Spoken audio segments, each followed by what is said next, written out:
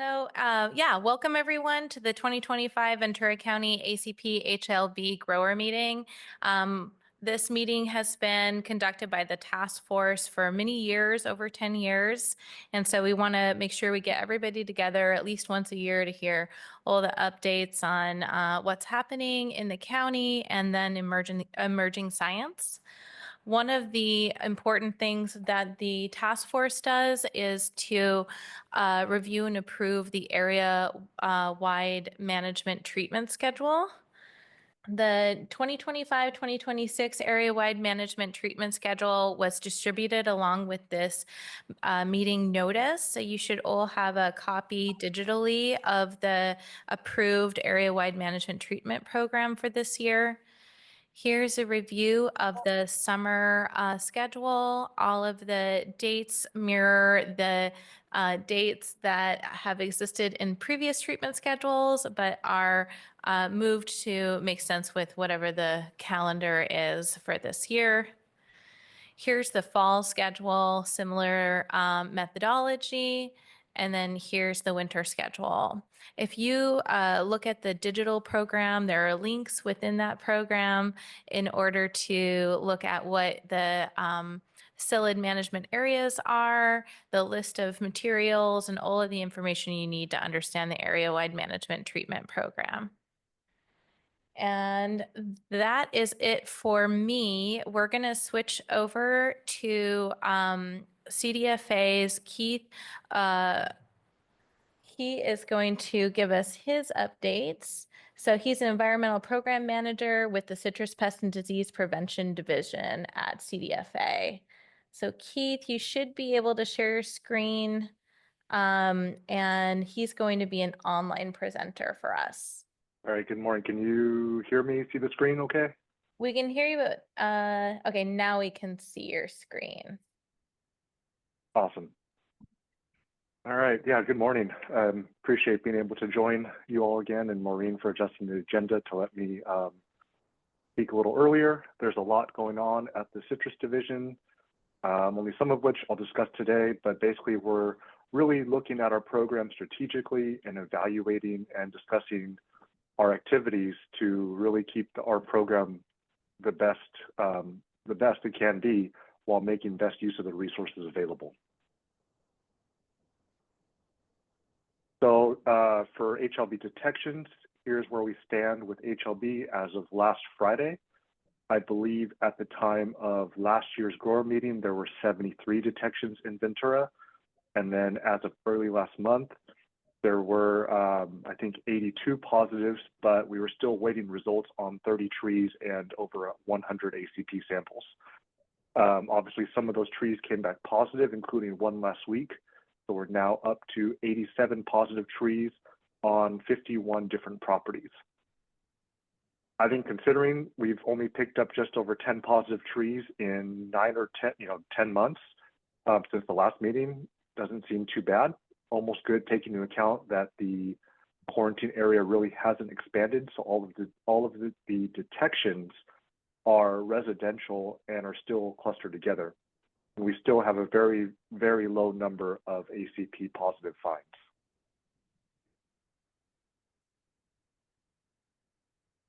And here's what we have going on in terms of survey and delimitation in Ventura. Our current multi-pest survey, which is our residential survey, has almost 1,800 proposed sites during this cycle to survey, and about 82% have been completed. Again, the survey is on residential properties, and we really focus in areas in the ag-urban interface near commercial citrus groves, and as well as other high-risk areas to help provide a buffer to commercial groves. In LA County, we're focusing a lot of survey outside of the HLB, leaning toward Ventura to again help build and provide another buffer so we can find and remove positive trees before it gets to you. In the delimitation area in Santa Paula, as of last week, 84 of the 87 trees have been removed, and we're actively working on the newly reported positives. All right, some general updates, some of which don't necessarily apply to Ventura, thankfully.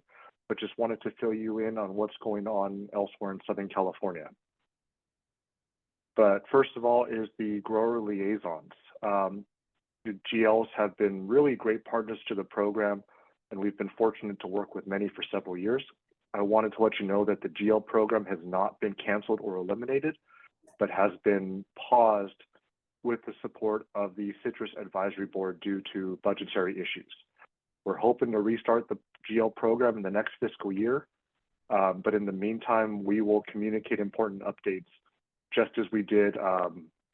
There was a recent pretty significant quarantine expansion in San Diego that brought in a lot of commercial citrus, so we're making sure that we are helping to fill that gap and make sure we communicate these updates to you in a timely manner. Last fall and into winter, we had HLB positive trees found on inactive commercial citrus acreage in Orange County. It was a 21-acre property owned by the Orange County Flood Control District. In 2 or 3 rounds of sampling, we found 86 positive trees, and that grove was really was unmanaged since early in 2022. So it had been unmanaged for over a couple years. So we worked very closely with Orange County, and they had the positive trees immediately treated and removed, and then they treated the rest of the grove and voluntarily removed the entire thing, which was about 2,900 trees. That's to help it, to make sure it wasn't acting as a reservoir for HLB. And these are just some of the, oops, what's going on? Okay, these are just some of the pictures from that property. It was on 3 different parcels. They actually had to build some roads to get some equipment in there, but they removed the positive trees, took them to the dump, and the rest of the trees they basically just removed them and chipped them and ground them on site.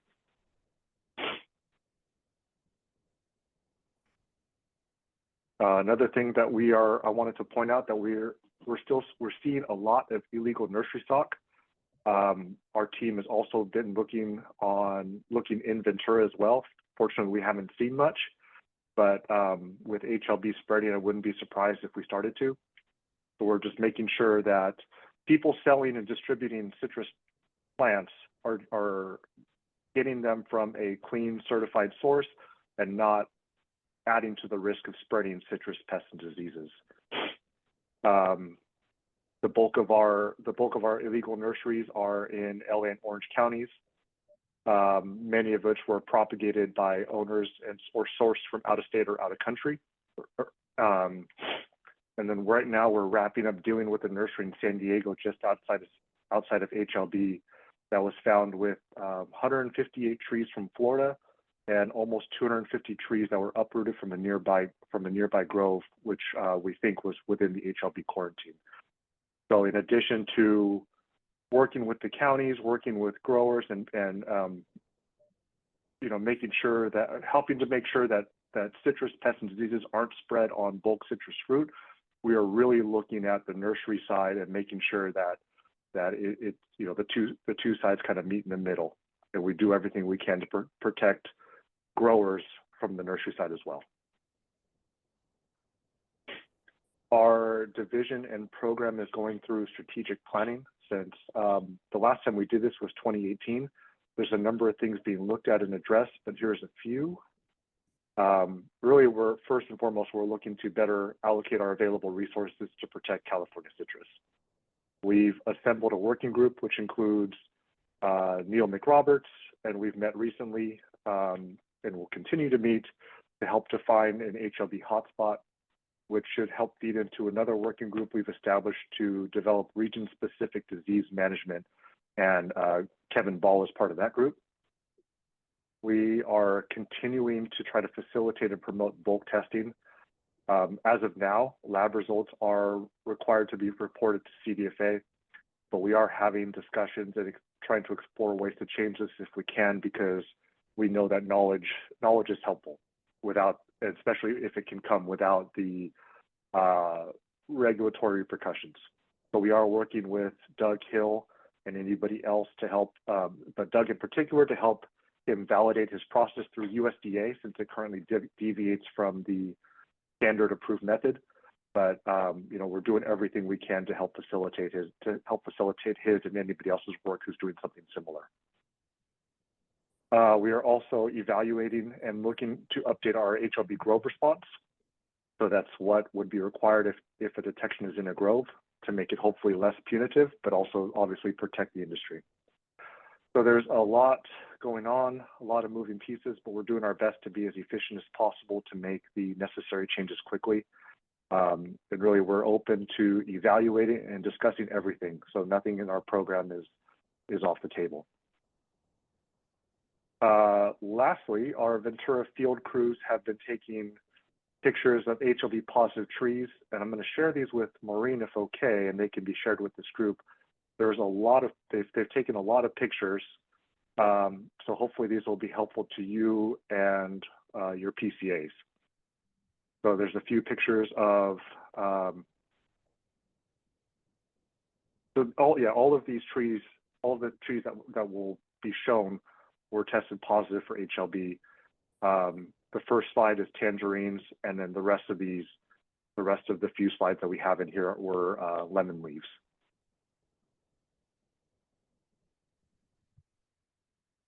Keith, can you talk about where the photos came from? Are they from Orange County or San Diego or here? These were in Santa Paula. Okay, so those are local lemon trees. Right. All of these pictures we wanted, I know this group has been asking, and I apologize, it's taken us a while, but we wanted to show as many pictures as we could of symptoms that we're seeing in Ventura. So obviously with your climate, with make it most anyway. Do you have any photos of fruit from the trees that are confirmed infected?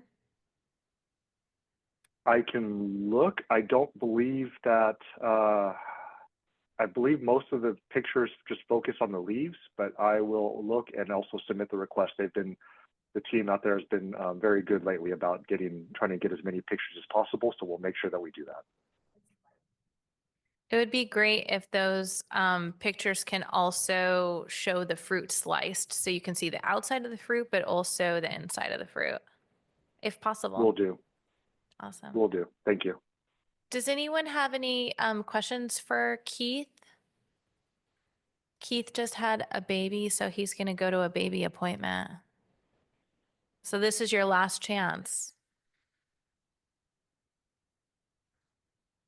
Nope. All right, Keith, you're free. All right. Thank you all. Appreciate it. Thank you, Keith, for making time while you're on paternity leave. That's how much he loves us. All right, next up we have David Werda. I think you're next. So David is with the Agricultural Weights and Measures for Ventura County, and he is going to be joining us as the liaison for the task force. So welcome. I think this is the first time we've presented to our group in a while, but I think you were previously involved. So thanks for joining us today. Yeah, thank you, Maureen.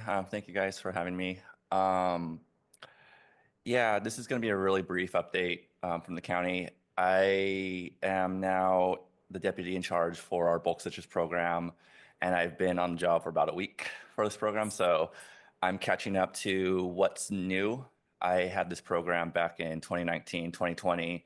So I know since we've had HLB come in, there's been little changes here and there. So I'm just kind of getting up to date. So if you have any questions and I can't answer it here, I'm happy to answer it offline or get back in contact with you as quick as possible. I don't know. I don't have slide control. Do I have slide control?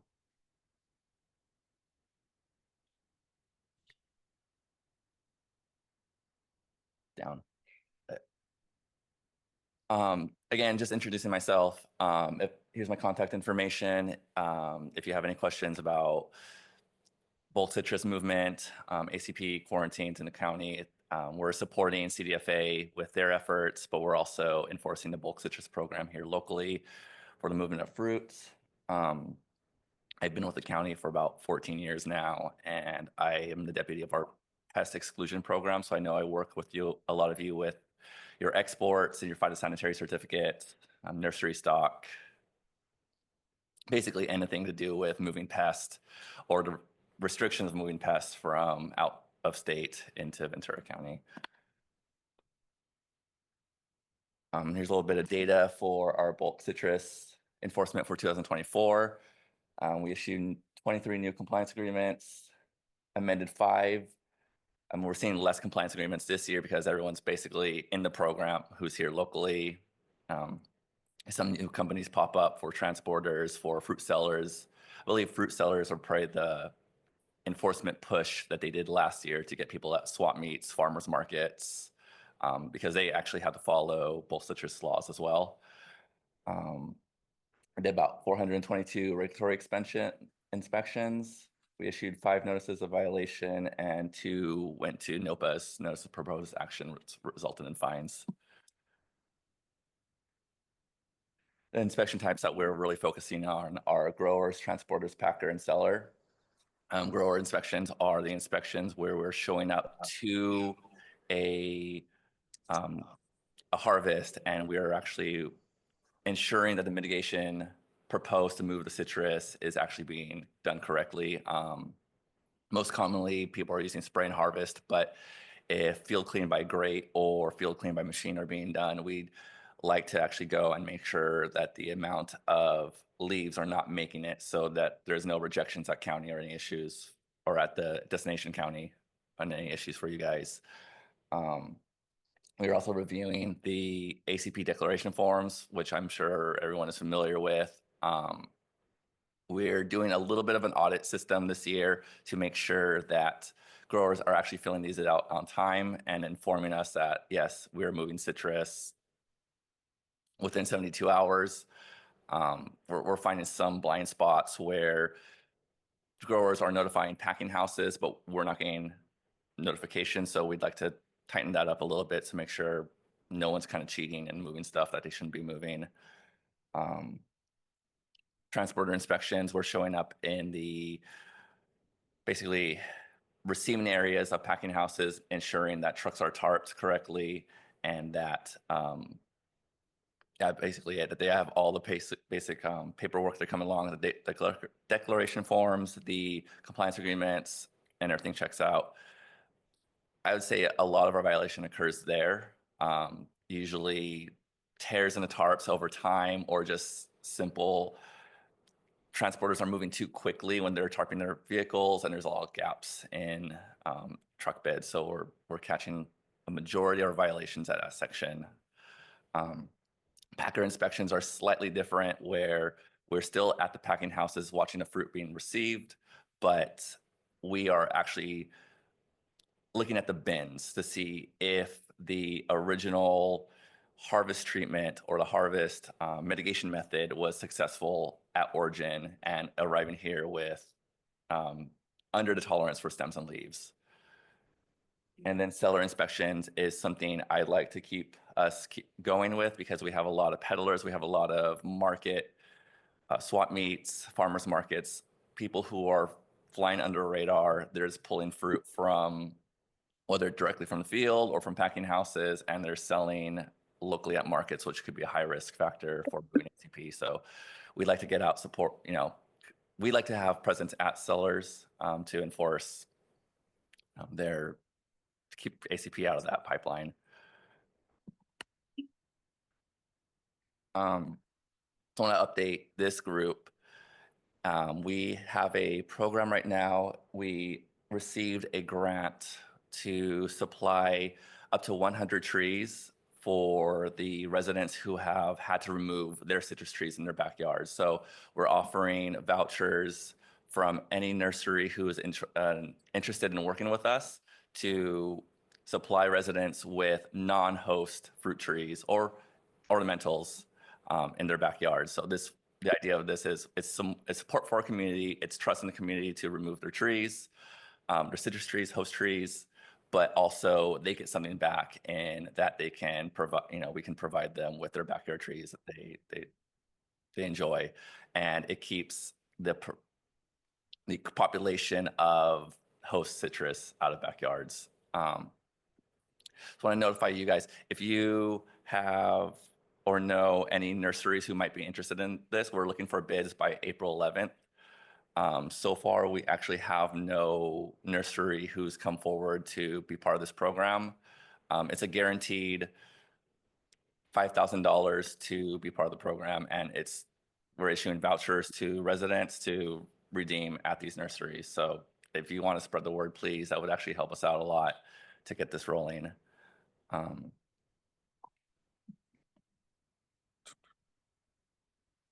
And yeah, it was a quick, short and sweet update. I wish to have more the next time we do this, be a little more comfortable with the program, but I'm happy to answer any questions or meet with anyone here afterwards. I have a question from online. Does HLB compliance agreement for bulk fruit movement supersede the GWSS compliance, or are both certifications always needed for bulk movement? They're separate programs. So ACP-HLB is a separate program from glassy wing sharpshooter. And when you're moving to counties that enforce glassy wing sharpshooter, you'll need both certifications.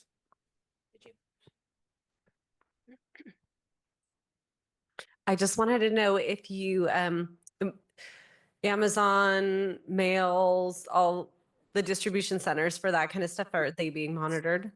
The last time we checked with Amazon locally, and I actually have family who works at a distribution center in Southern California, Amazon, to my knowledge, doesn't move the plants at their distribution centers. They don't think of Amazon as a giant warehouse with just goods, and they move things from there. When we get Amazon orders, we usually see them through FedEx, and we inspect those. So we're at FedEx, we're at UPS and other parcels, and we do see Amazon orders for plant material coming through those shipments. Any other questions from the audience?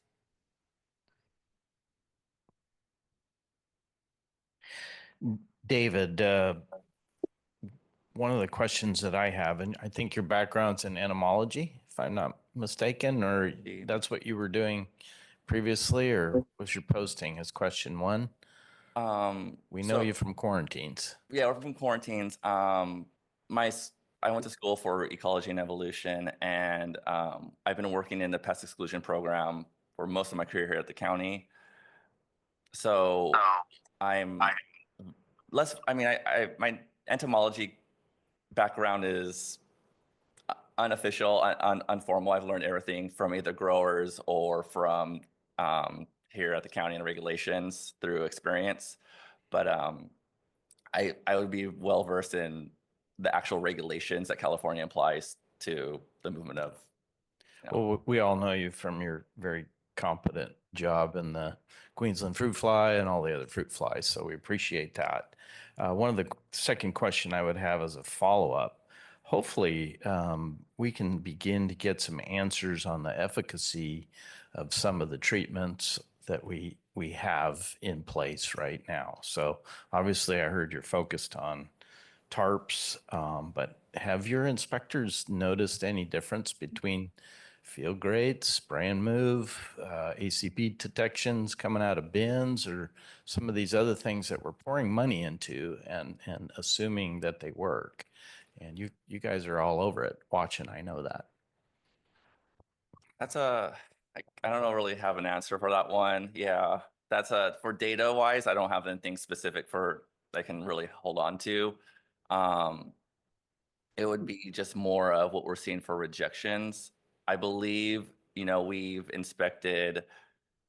had inspectors who go out there to transport inspections, and they get alarmed when they see stems and leaves because it's a spray and move. And they're unsure. I believe when we're looking at those, we're finding things that are dead and not alive. But I don't have any specific data to share with you. This could be.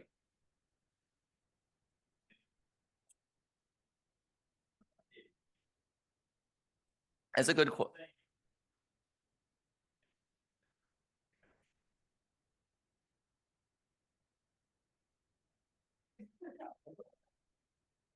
It's a good question. I could follow up with you. I just don't have the data for you today.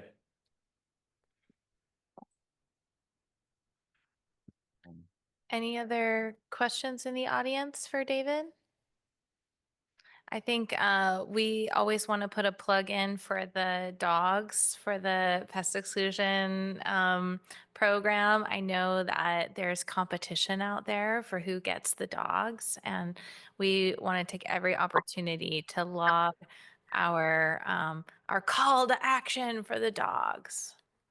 Definitely. We'll put a word out there. Okay, you can tell them everyone at the ACP-HLB grower meeting wanted dogs. Yeah, For sure. the FedEx sniffer dogs. Yeah. Yeah, I believe our inspectors want them too. Everyone wants to yeah. have a dog. They get to pet them, but we don't. All right. Well, thank Thank you you. so much and welcome to the group. Thank you. All right. Next up is our longtime friend, Neil. I think you're up. We are ahead of schedule, so miraculously. But Neil has been working very, very diligently on ACP and HLB and is kind of our long-term link to UC A&R's citrus research. So are you good? Am I good? I don't Are know. you good? I'll leave that for other people to tell All me if right. I'm The good. clicker right there should help you advance through the slides if you need. Yeah, if I can get my old eyes to. Yeah, thanks, Maureen. It's nice to be back. I was just reflecting as I drove down from Ventura this morning. I think it's about 10 years, more or less, since I first came. I didn't come to Ventura as soon as I arrived in California. Beth Grafton Cardwell took a while to convince me that it would be worthwhile, and she was right. So I think it's about 10 years since I first came and met the community here and started working with you guys on problems. So what I want to do is give an update, look at the current ACP situation as it stands today, using the model that we've been running with your help. This slide that we're looking at just now is some pins in a map that Michelle sent to me. Michelle has sent to me to say, hey, if we're going to run the model, this is where we'd like that done. If you think the pins are in the wrong place or you'd like more pins, then let me know and we can stick more pins in the map.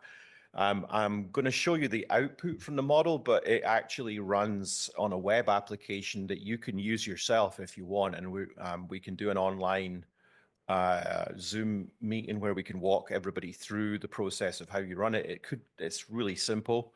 You basically zoom in on the map and stick a pin in it, and then the model tells you what the ACP population growth rate would look like at that location.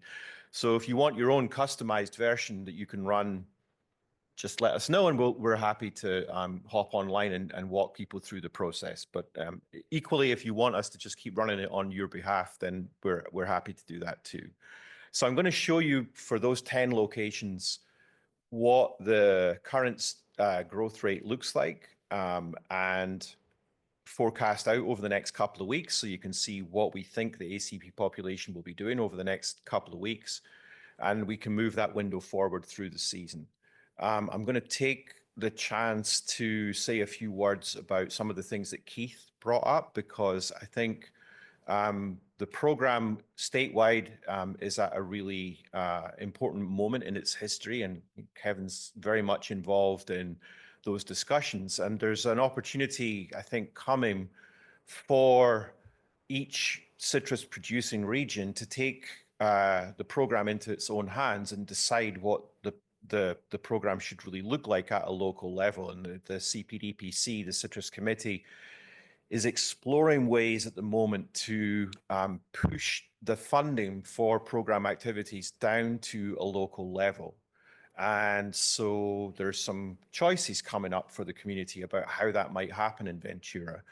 In regions where there's a pest control district, through the Ag Commissioner's Office, there's an automatic mechanism whereby the funding can be delivered to the local level. Here in Ventura, because there's no PCD, I think the discussion is maybe a little bit more complicated. And one of the things the community has to do is work out going forward how to formalize the arrangements so that if you want control at a local level, there's some kind of system there where somebody takes the responsibility to really coordinate things effectively at a local level. So that's something for everybody to think about as we move forward over the next few months. Those kinds of questions are going to be coming up, and Kevin, as your representative on the CPDPC, is the guy to speak to about how that might play out. Good news also from Keith this morning, confirming that the GL's program is not actually cancelled, and it's wonderful to see Cressida and Sandra here with us this morning. So let's hope that the discussions reopen that funding as soon as possible. Certainly, all of the work that my team has done over the last decade, looking at the structure of the program, working out how to make things more effective, working out how to make things more efficient. The one key piece in the program that we always come back to is the grower liaisons and how important their role in articulating the aims of the program and making sure that the grower community are on board, how important that role is. And so in terms of cost effectiveness, the GLs are delivering really good value to the program. So let's hope that that funding line reopens really soon. Okay, let's take a look at the ACP results. This is not going forward.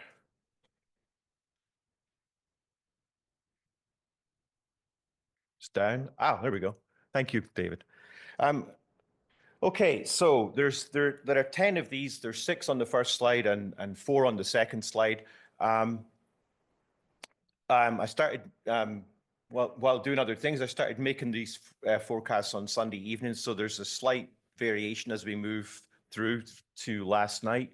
But you can see this is kind of like what the model output looks like on any day that you run it. You can see there's a kind of little historical piece at the left-hand end, and then there's a kind of kink in the chart where we get to today, whatever that day is. When you're so that looking at SOMAS here, you can see that vertical kind of break. That's where the historical data stop on that day, and then everything to the right of that is then a forecast based on what we think the weather will do, the temperature in particular will do over the next couple of weeks. And that basically we want to see the development line stay as close to the 0 as possible, or even dip into the negative, which we see not here in Ventura very often, but other places we do. What we don't want to see is the line trending up into the green and then yellow area. So you can see pretty clearly, we're all looking pretty much the same. Where the particular pin in the map went in Moore Park, you can see we're predicting there's going to be a bit of an increase in the next few days, and then the population will drop down again. Classic thing for Ventura in the spring. Of course, the temperature's still fluctuating. We haven't got into our summer pattern yet.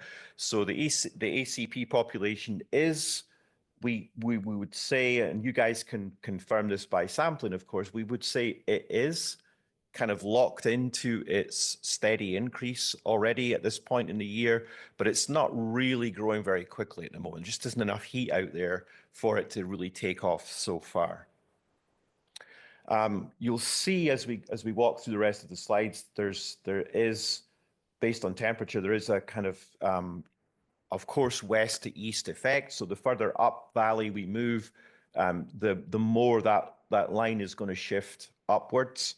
So if I go to the next last 4 results, heading up the valley towards Piru, you can see that by the time we get up there in the east end of the valley, next few days, we're expecting quite a kink in the growth upwards. Then if the temperature forecast out over that 2-week period is accurate, we're going to see growth slow down again and then build up again.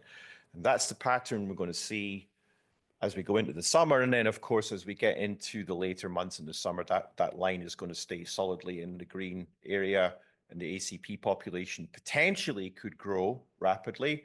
But of course, what's happening at the moment is the trees are rapidly maturing from their spring flush. And one thing that we see a lot here is that there's luckily for us, unfortunately for the insect, good. The spring flush obviously often doesn't coincide with the temperature acquisition by the insect for development. So the big flush period when infection could happen a lot kind of doesn't coincide well with the insect's development in the spring. And so when there's plenty of heat around over the summer months, when flush is less abundant, although it's never completely absent, the insect probably has a better chance to spread the bacterium around. But we're lucky that we miss, in most years, we miss the coincidence of the insect developing rapidly in the spring and the flush being around. So let's just keep hoping that our kind of classic weather pattern here holds over the next few decades and that continues to happen. So coming out of the winter, the insects kind of slower to develop than the trees are. And we're missing that important period of infection in most years. So the growth index here takes account of all of the life stages. So it's kind of an average for all of the life stages. The model is actually modeling each life stage separately. So if there were eggs, if there were nymphs, if there are adults, then we can do a line like this for each of those life stages separately. I mean, this is just kind of an average over all possible life stages.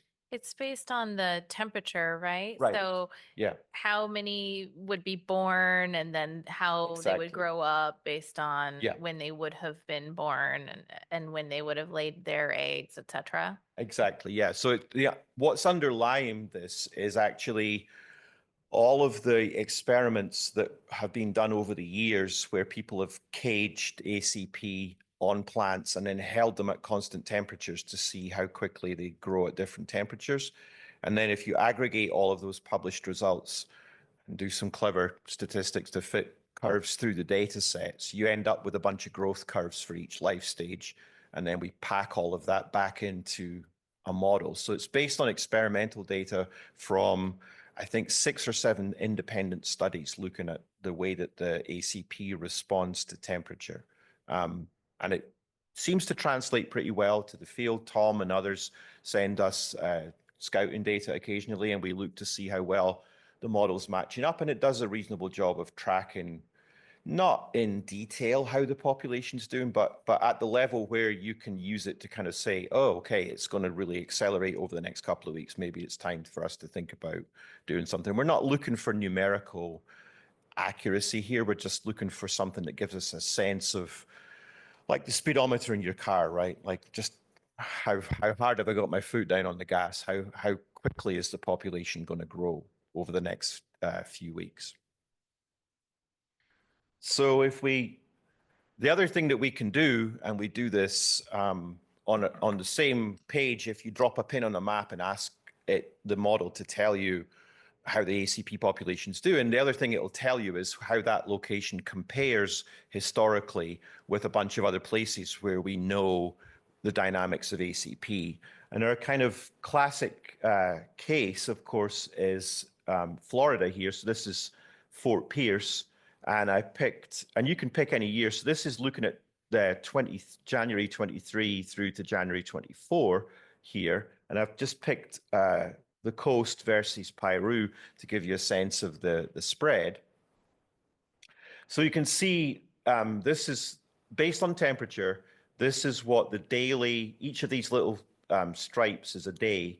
This is what the daily suitability for growth looked like in Fort Pierce, Florida for 2023.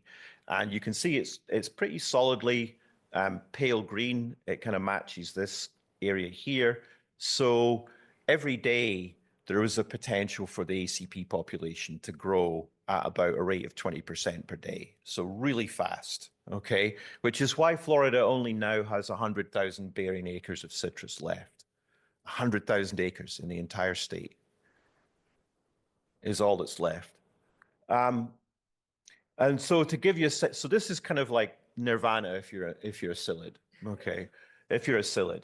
Kind of horrible if you're a citrus grower. But we know a couple of other places around the world that's similar. So here's a couple of the big Brazilian citrus producing areas, Minas Gerais and Sao Paulo. Of course, winter is in the middle of the year down there, but you can see again, this kind of lime green color is pretty consistent. Here's the Rio Grande Valley in Texas. And you can see in Texas, you get this kind of darker green color starting to appear, which corresponds to this kind of area here. So middle of summer in Texas, there's sufficient heat that growth slows down. So they get a kind of summer break from the intensity of the ACP population down there in the middle of summer. Here's Ventura average.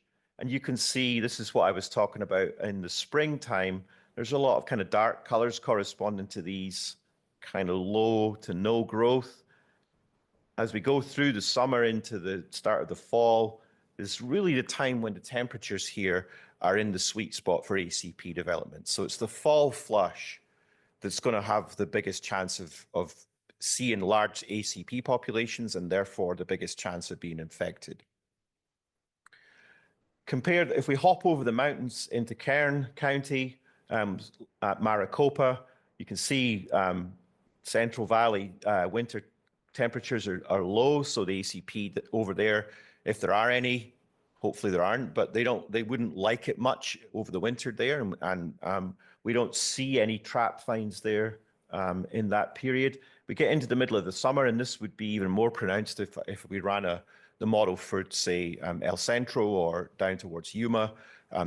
This big dark purple area here in the middle of the summer, we're actually seeing heat death under those conditions.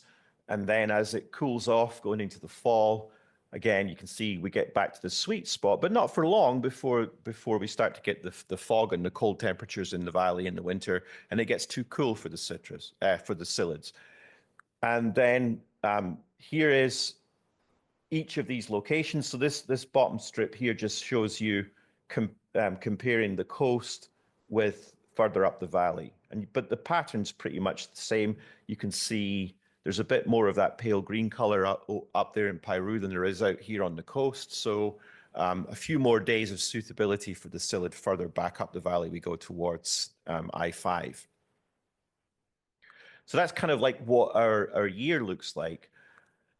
Good thing for us is you can see that compared with this, which is just basically year-round great weather for a psyllid, in California, we're either too cold or in some places too hot in the middle of the summer, but also there just isn't a long run week after week of good weather for psyllids. So the population's constantly being, in its growth, is constantly being interrupted by periods when the temperature either spikes too high or drops too low.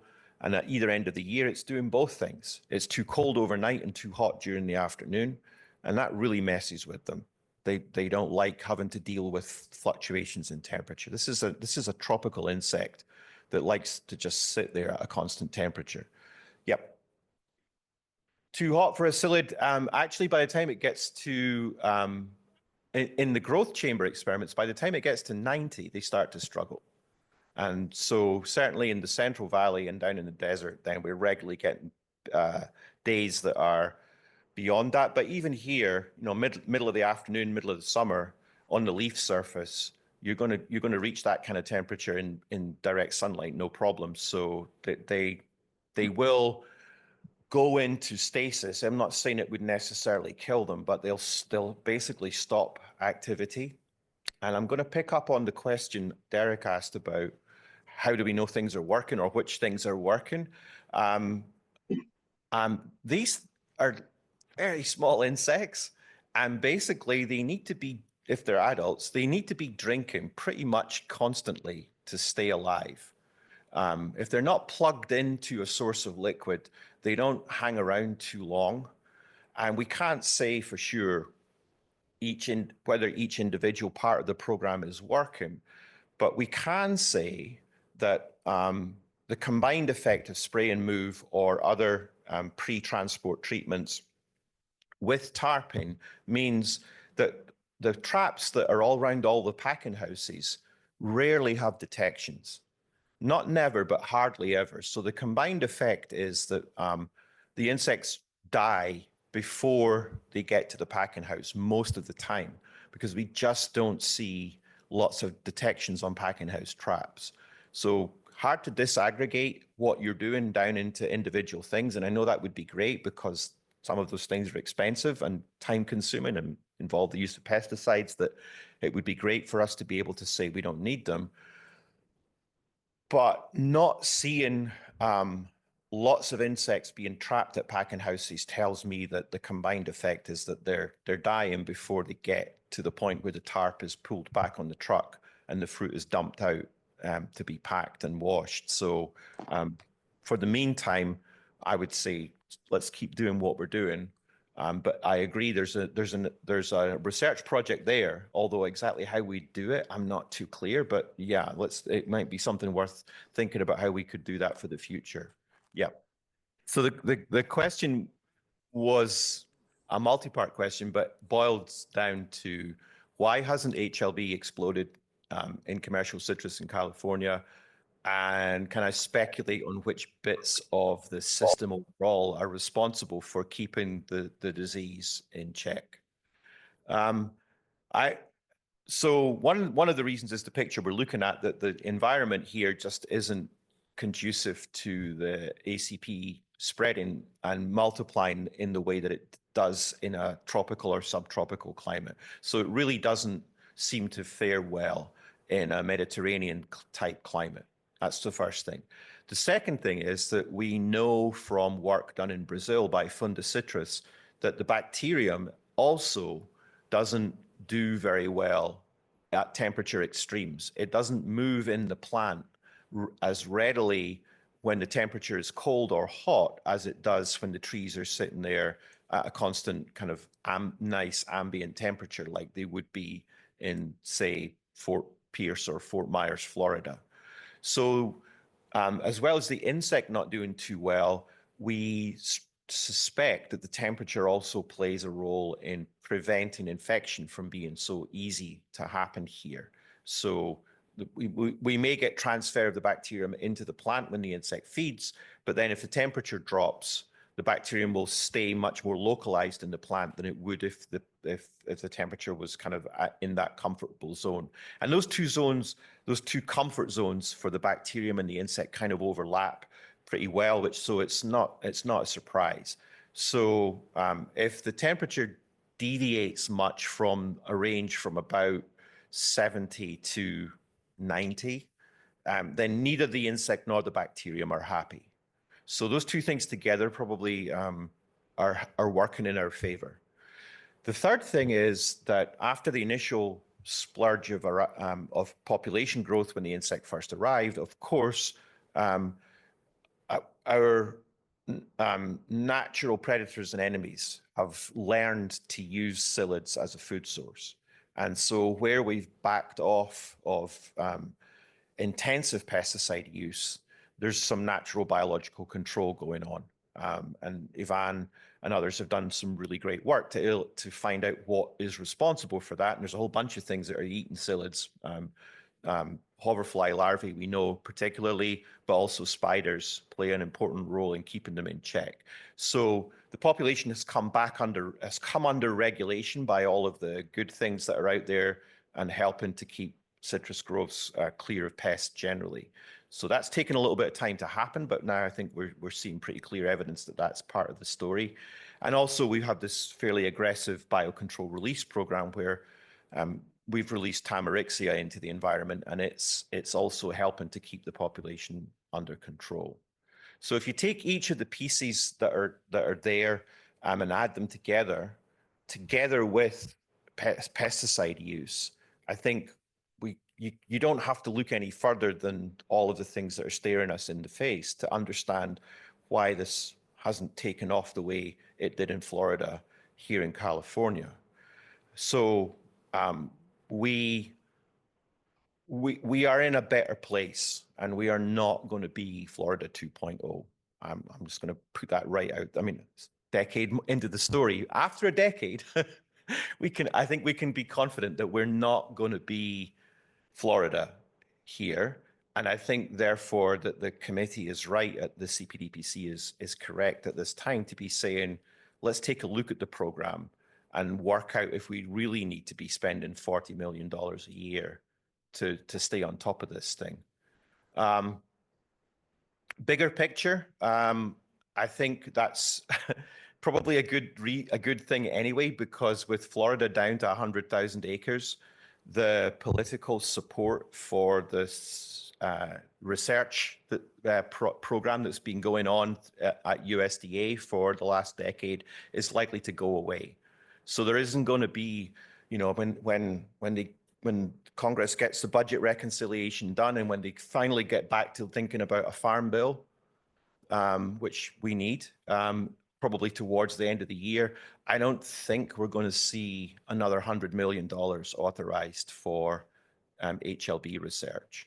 So I think it's a good thing that it turns out that some good old-fashioned IPM and the weather helping us out in California probably is going to mean that we're going to be okay, because the $200 million that we've invested in research hasn't actually produced an answer. So I'm glad to say that I don't think we're going to need research like blue skies research to get us to a safe place here. I think we can just keep doing more of the same.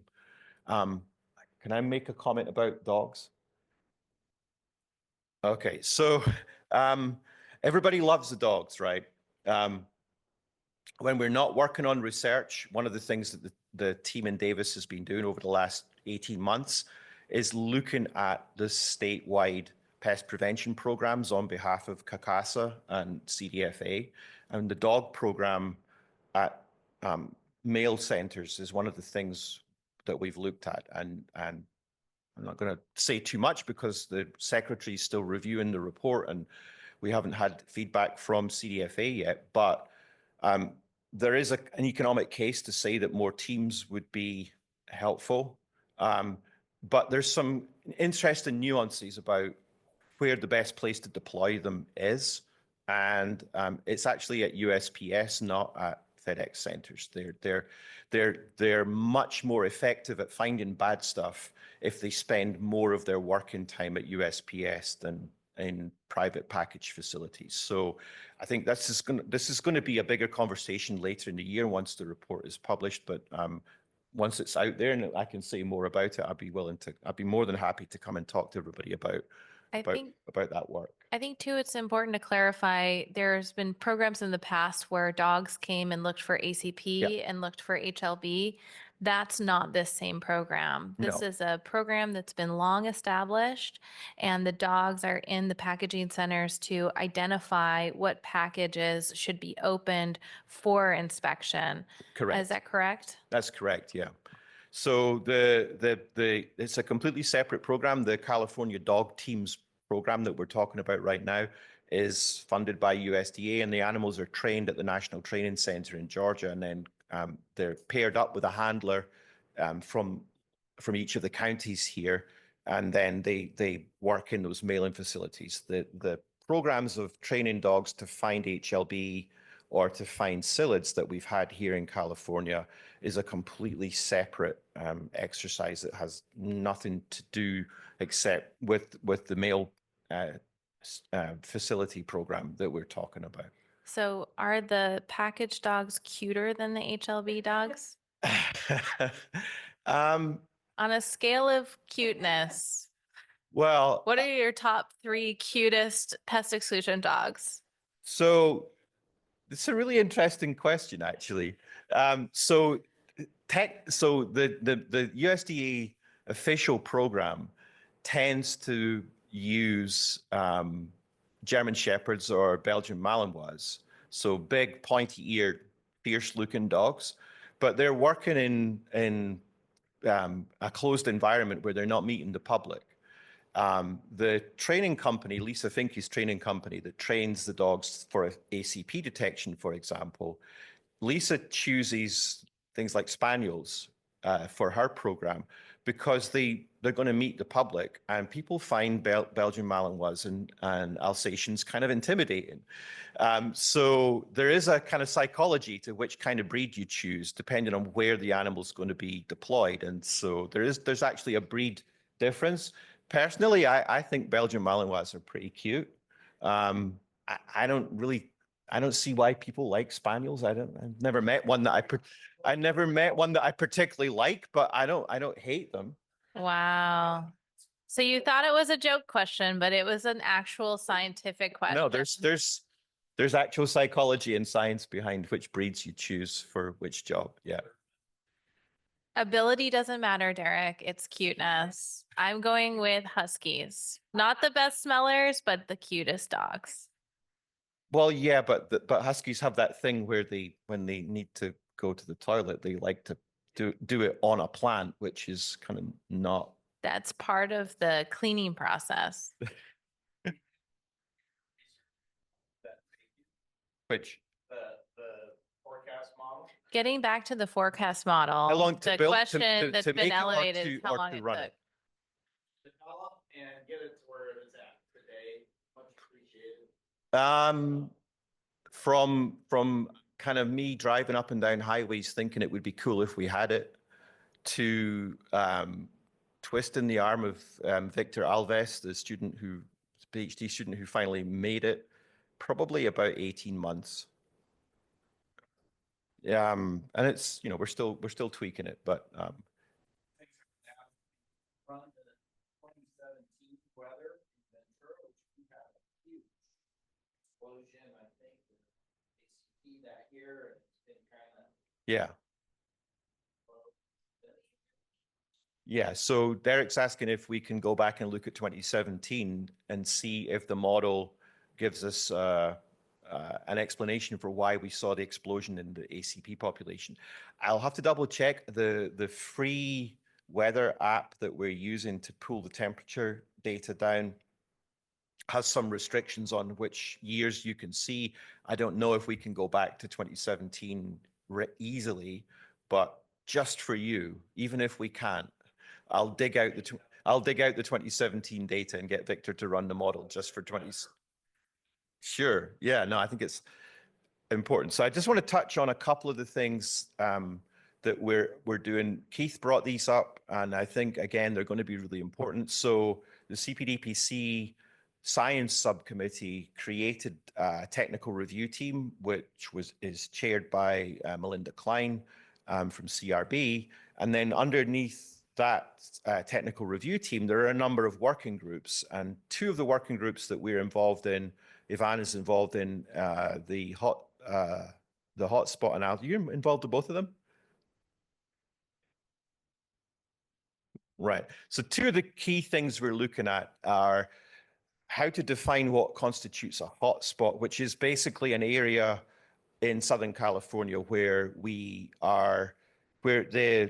number of infected trees in the ACP population have essentially become unmanageable. So when does the program declare that it's lost the fight in a particular square mile and walk away and use the resources better somewhere else? So we're trying to come up with a scientific answer to that question. When do we call it quits and not invest anymore in a particular area? I can tell you that Santa Paula is nowhere near that threshold, whatever that threshold is. There's no way that the program is stopping in Santa Paula anytime soon.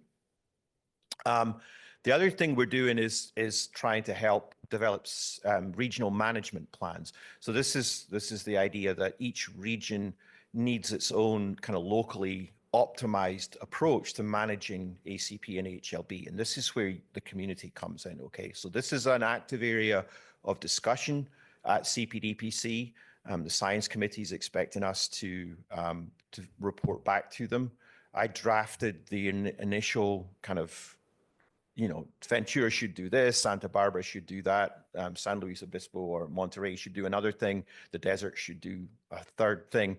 And that's now being discussed by the working group to kind of come up with a draft. Both of these things are going to be presented to CPDPC at the next committee meeting, which I think is in early May. I can't remember where the meeting is going to be. Kevin, is it here or is it going to be somewhere else? Can you remember? Yeah. Okay. It'll be either here or Riverside or Exeter.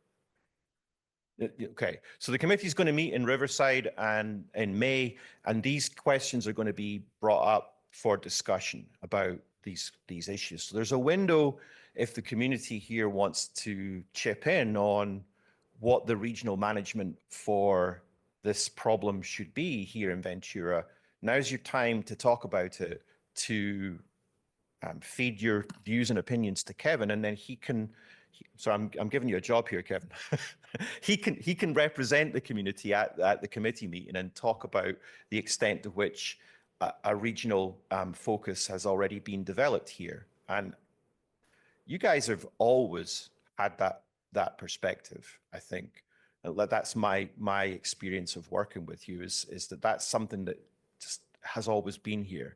So this is your chance to kind of put that formally into words and then say to the committee, well, if we had matters in our own hands, then this is how we think the disease and the vectors should be managed for the citrus system here in Ventura. So that opportunity is fast approaching. So I just wanted to let you know that was happening, and you can either contact me or contact Kevin with opinions, but something that you should be thinking about talking about right now. The time is now. And I think there's a slot at the end of the meeting for that kind of discussion, right? Okay. Okay, I think I'm done. Yes, that's it. Really quick, we have a couple comments online. One person wanted to clarify that the working groups under the CPDPC Science Subcommittee are not part of the technical review team discussion, that those are separate groups. Okay. Noted. And then another question is, understanding that spending resources on hotspots, that makes sense. But would we really walk away from the areas and leave infected trees, ACP, in place so that they could spread? Or would we shift our focus to Tamarexia releases and at least control the vector? So those are great questions. And I think that's the judgment call, right? How do you not walk away completely, but leave something in place that will help regulate the population? The kind of thrust of the conversation at the moment, the way it's heading is, if we have a choice between spending $1, say in Long Beach, or $1 in Redlands or Riverside City, and where there is still commercial citrus, I know where I think that dollar should be spent, where it's going to be more effective in protecting commercial citrus, which is, after all, the point of the program in the first place. So it's that kind of conversation.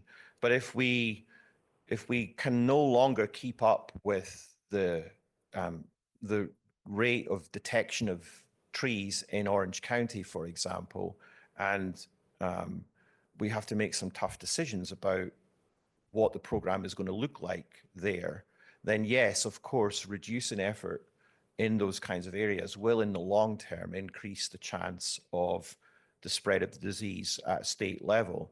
But in the meantime, it may be more effective to invest effort in protecting commercial citrus in Riverside or San Bernardino or San Diego than investing all that effort in finding trees in Long Beach or out towards the coast in Southern California, where there's no commercial citrus for 20, 30 miles or possibly more. So it's that kind of tough decision that the committee's juggling with at the moment. But what walking away from an area looks like is an open question, and again, something that is something that you guys should offer up opinions on, because we may get to that point here, hopefully not, but we may get to a point like that at some point in the distant future here. And so those kinds of decisions should be informed by what you as a community think about the best way to go. Yeah. Wait, We have some audience questions. Based on what we've learned about how HLB spreads, do you think that we should adjust our spray timings, like possibly towards instead of adults, the juvenile stages? Or do you think our schedules should continue as planned? Oof, tough question. I do wonder about, so I'm gonna dodge the question and kind of leave it open because for one thing, I'm not really an expert on insect population control in that sense. I do think there's a discussion that we need to have about winter treatment, spring treatment, fall treatment, and when exactly the best time to use pesticides is in regulating the population. There's two schools of thought, right? So you can say treat it when the population's low to make it even lower and it'll take longer to come back versus don't treat it when it's low because it's not doing much harm when it's low anyway. And then to aim to target the population during its biggest most active growth period to knock it down. And I'm not sure that there's clear evidence one way or another which of those two approaches is better, but I think it's something that we should all talk about and maybe come to a conclusion. But I would say I'm not 100% convinced that the program that was originally put in place with the winter treatment, etc., is actually the best program that we can have here in Ventura. I think we've had these discussions every year I've been here in the PCA subcommittee meeting, and where I know the task force would be very supportive is trying to elevate that as a research project because it's kind of outside of our hands in terms of changing so drastically what the area-wide management schedule would look like. So we need some research to back us up. And I'm going to jump to Hamitol because she's a researcher. She's probably going to make a comment on this exact point. Wait, talk into the microphone. I have a quick comment, which is that I know Bodil has been working on a analysis of winter spray efficacy and she'll be presenting later today. So it's a good question to ask her. Timely question.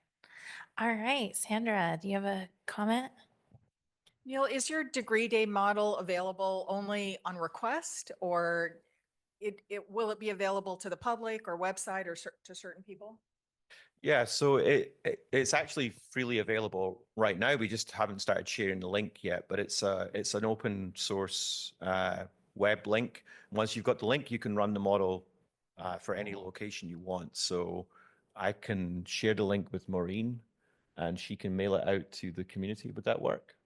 Yeah, if you want to be on our Ventura County Task Force email list, then email me, or you can email taskforce@farmbureauvc.com. Good luck spelling that. You can find it on our website. And then you'll get all of the updates.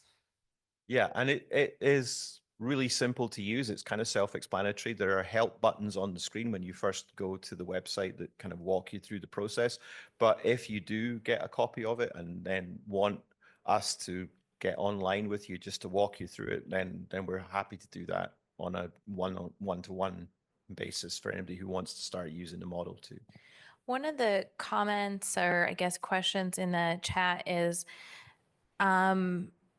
there, I guess they're asking, are we correct in thinking there is not a world where we would just walk away from HLB infected trees? The idea of kind of walking away from ACP is completely separate from HLB. Is that correct, or what are your thoughts?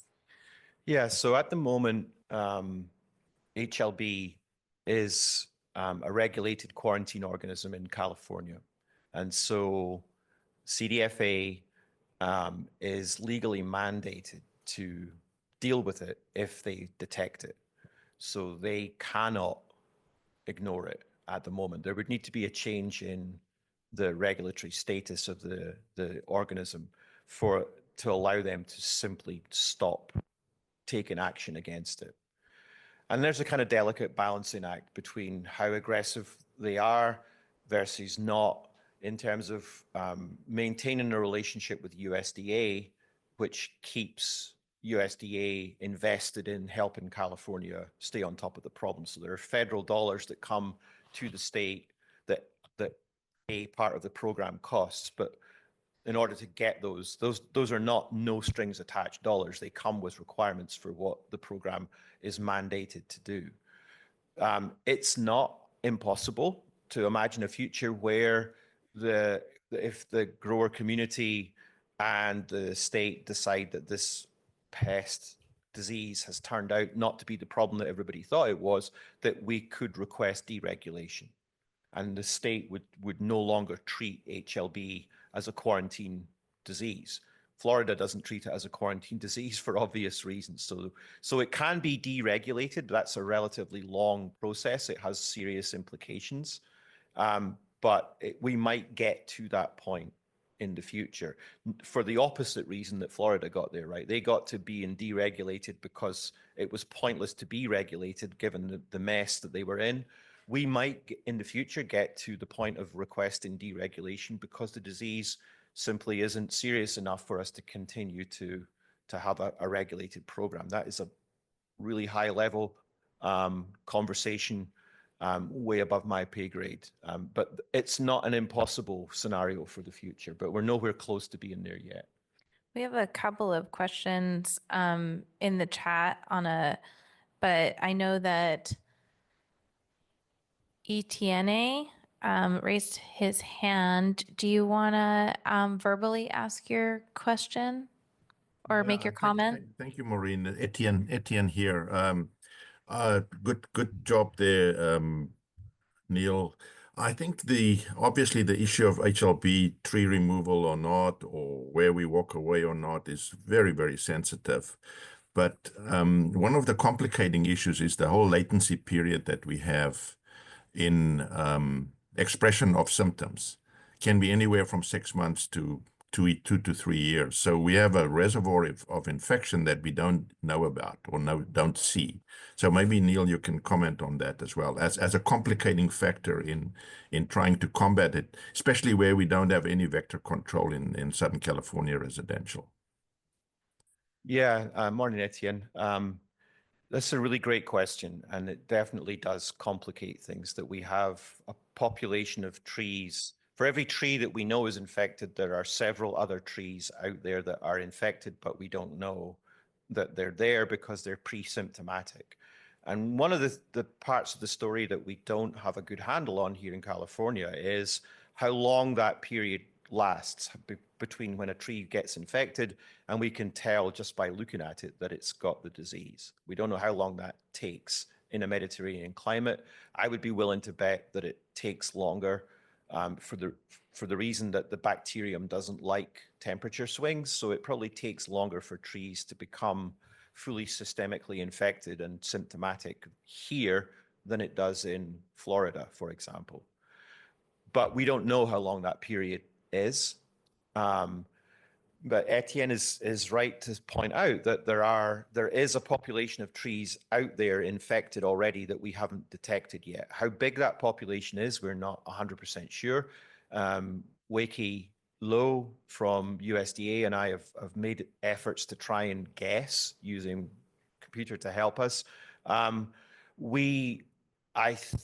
best guess for Ventura is that the population of infected but not yet detected trees, based on the number that we know is here and how quickly the population is growing, is probably still only barely in triple digits, compared with, say, something like LA or Orange, where there are probably tens of thousands of infected trees in the landscape that we don't know about. And one of the factors in deciding when an area has become unmanageable is trying to guess how big that infected but not yet apparent population of infected trees is.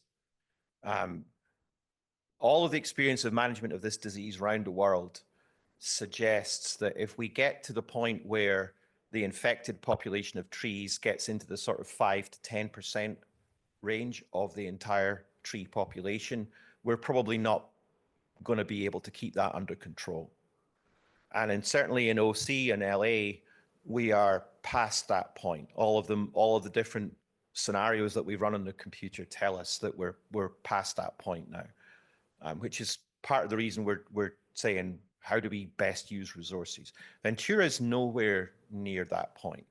And there's still a potential here to actually possibly achieve local eradication in the county if the detection program continues to operate effectively and tree removal is rapid, because the weather helps us by keeping the ACP population low over winter and not allowing it to build up quickly in the spring.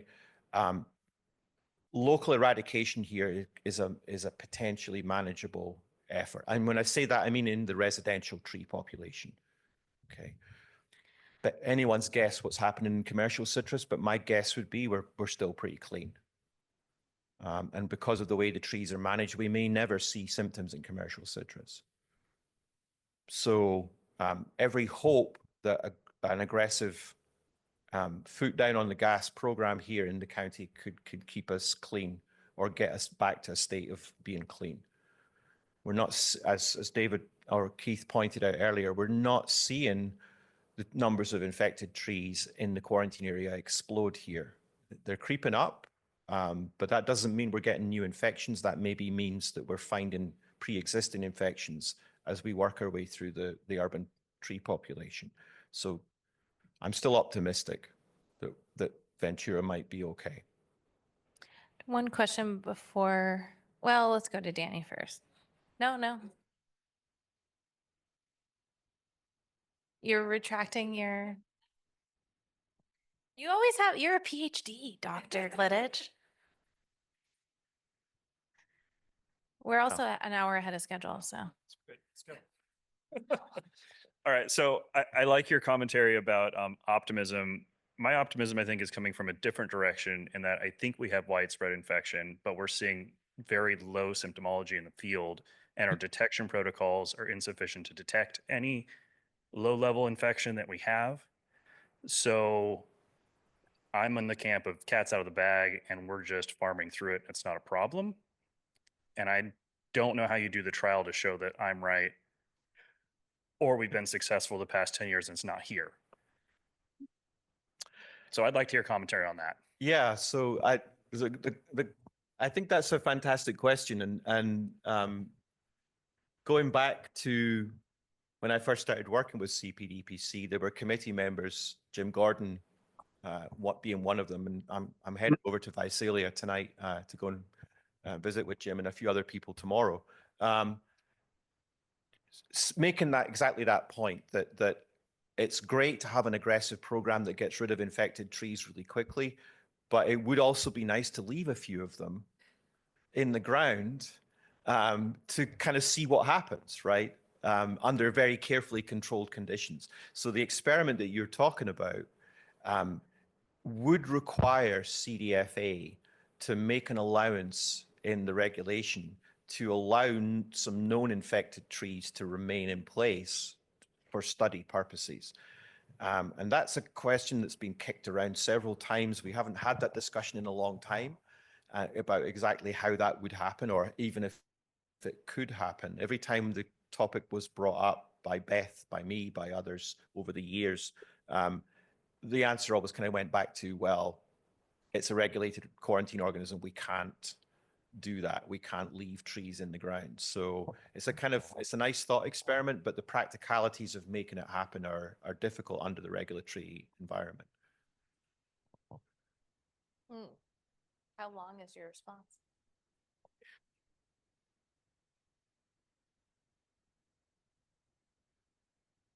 So then the question arises then, when are we done with this? Right? So if we keep doing this for the next 20 years and spending millions of dollars on it, and we're still sitting here in 20 years having the same discussion, all our lemons look fine, and hopefully they're making money again. we're still going to have the same problem, right? Because we're in this circle right now where nothing's getting worse in production agriculture here on the coast, at least, and we're seeing declines in poorly managed citrus in backyards, and we're seeing some declines in poorly managed citrus in the field that we're not diagnosing as HLB declines because we don't have the technology to do that in some cases, unless it's a very well progressed infection. Has there been a change in the detection technology to the point where we could take trees that are not symptomatic and say they have HLB, other than the dogs, which USDA doesn't seem to like? Yeah, so Since last time I paid attention, I've been out of this game for a little while, so please correct me if any of that's wrong. yeah. So not every tree in the database that's been detected and confirmed as having the bacterium was actually symptomatic at the time that it was tested. So the way the surveillance program works, the scouts are looking for trees that don't look right in backyards or front yards. And if they see a suspect tree, then they'll test, but they also collect samples from every other tree every other citrus on that property. And many of those trees have no symptoms, but are subsequently found to be positive when the leaf samples are tested by PCR. So Keith mentioned earlier, Doug Hill's method for collecting bulk samples of citrus from hundreds of trees simultaneously and then testing them together. So you can, with the current technology in the lab, you can detect the bacterium in asymptomatic trees already. And that opens the door for us to test commercial citrus, particularly using something like Doug's approach. But as Keith mentioned, there would have to be a change in the way that CDFA regulates the disease to allow growers the opportunity to do that and not report positives. I mean, at the moment, there's a kind of there's some wiggle room, right? If a commercial tree is detected positive at the moment, and you're notified that it's been detected, there's a 48-hour window between when that happens and when anyone's likely to turn up to tell you to remove the tree. So you have an opportunity to take an infected tree out and get rid of it before CDFA comes back to confirm that it's infected. And if the tree's not there, they can't do a follow-up sample to confirm the initial result. So then there's no target for regulatory activity to happen. So there's a little window of opportunity to, even if you get a commercial detection at the moment, to avoid regulation, but you have to get the positive tree in the chipper pretty fast, or at least cut it down and get rid of it. I think there's something to also to mention is that those discussions are happening at the committee level. Yep. People, it is very, very well known that the requirement for a positive tree to be turned over to CDFA is a huge chilling effect on educational testing. So these are not new issues. They're really working hard to try to thread the needle between helping growers manage their risk while also meeting, APHIS's requirements. And this is probably 90% of what we talk about in the task force. So if you want to have deep dives on this issue, you want to be involved in those conversations, email me. You can join the task force. You can work, with Kevin Ball on the committee where he's representing the grower community and really elevating our voices. So these are not new issues. We didn't make them up here today. The people who are the rule makers are thinking hard on this. Yeah. I don't know if this will make you feel any better. It might make you feel worse. Every single regulatory program that I've worked with sooner or later hits this problem. So one of the other things I'm working on at the moment is with the processing tomato industry. They're dealing with a parasitic weed called broom rape. which is really noxious and hard to get rid of. And the tomato guys are having exactly the same conversation at the moment. The negative incentive to report the presence of the weed because of the regulatory operations that come into effect if they do. And they've found a way to manage their way around that problem in that particular case. But it's the same issue that comes up over and over and over again. There's a disincentive to be engaged in the program if there are serious economic impacts from a detection. So you're not alone, but it's a conversation that has to somehow happen. And as Keith said, CDFA is listening at the moment. They want the conversation to happen, and they want to hear from the grower community about possible ways to navigate them out of this impasse. So if there was a chunk of urban California that was deregulated as a quarantine zone or was as a non-removal zone, you could conceivably do a project in that area looking at long-term infection in citrus in the ground in an urban area, as long as CDFA removal regulations were not in place for that zone outside of a production region. Yeah, I don't see that happening. With the way that the regulatory structure is set up at the moment, I don't think we would have say county by county regulation. So if something's a B-rated pest at the moment, then it's up to the individual ag commissioners to decide if the state won't take action against the B-rated pest, but the individual counties can still take action.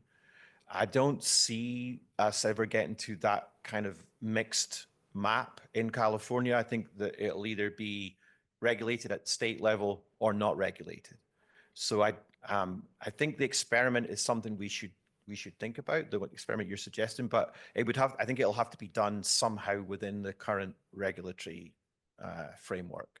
And when we're talking about walking away, to other people's points already, we're not talking about complete abandonment of an area. That's not going to happen because we have to maintain a program that USDA will recognize as being a valid eradication program. Did you have a comment, Derek? No. Okay, let's check in with the chat. I know there was some comments. Regarding your degree day model, was there a ground truthing mechanism to that? How did that work? Yeah, so we, as I said, we built the model based on experimental data and then took that out to the field. But we've collected data sets, for example, from Brazil and from Florida, and then run the model for the locations where those field data were collected in Florida and Brazil.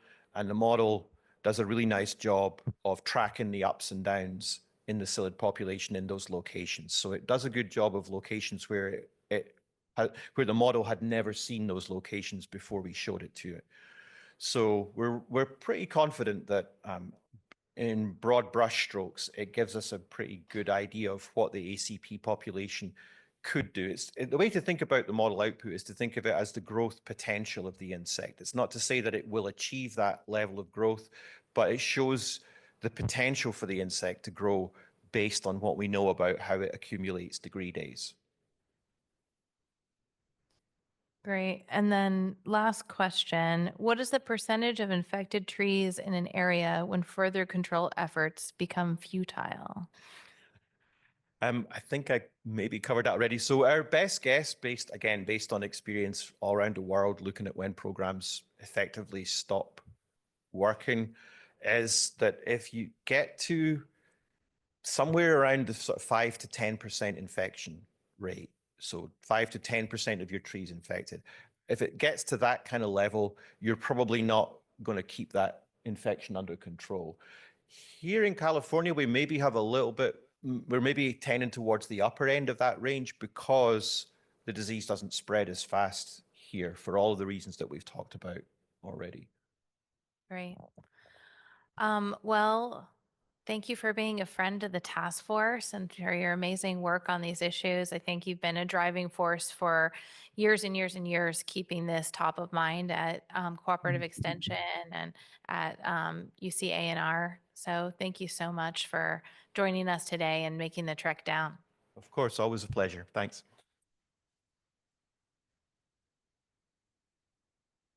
All right, we have a special guest, Daniela Zakaria. If you want to share your screen, he is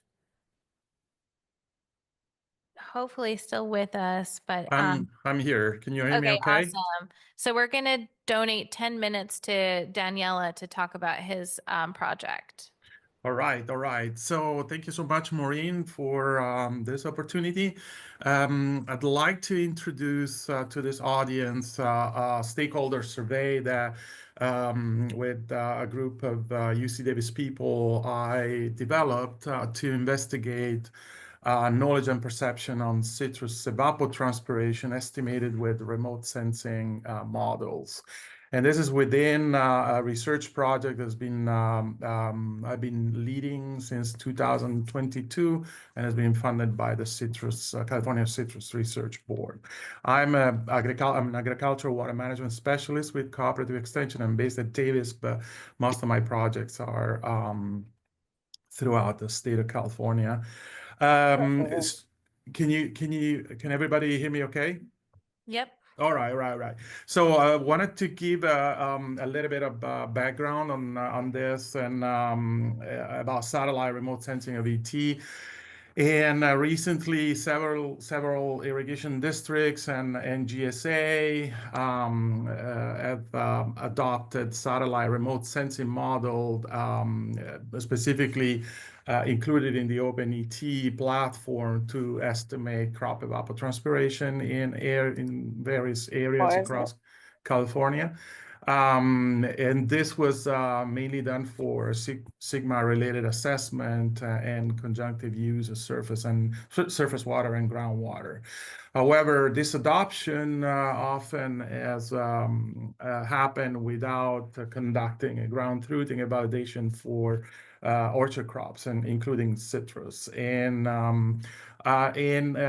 basically, we have seen that using OpenET models without proper validation on orchard crops and on citrus and subtropical can really lead to highly inaccurate estimate of citrus evapotranspiration, and that has might have multiple negative consequences in terms of water supply allocation and also in the estimation of the citrus acreage that can be sustainably grown in areas that have overdrafted groundwater basin. I've been leading this research project since November 2022. We've been comparing the estimate of citrus ET obtained from 7 different models. They are indicated in this slide.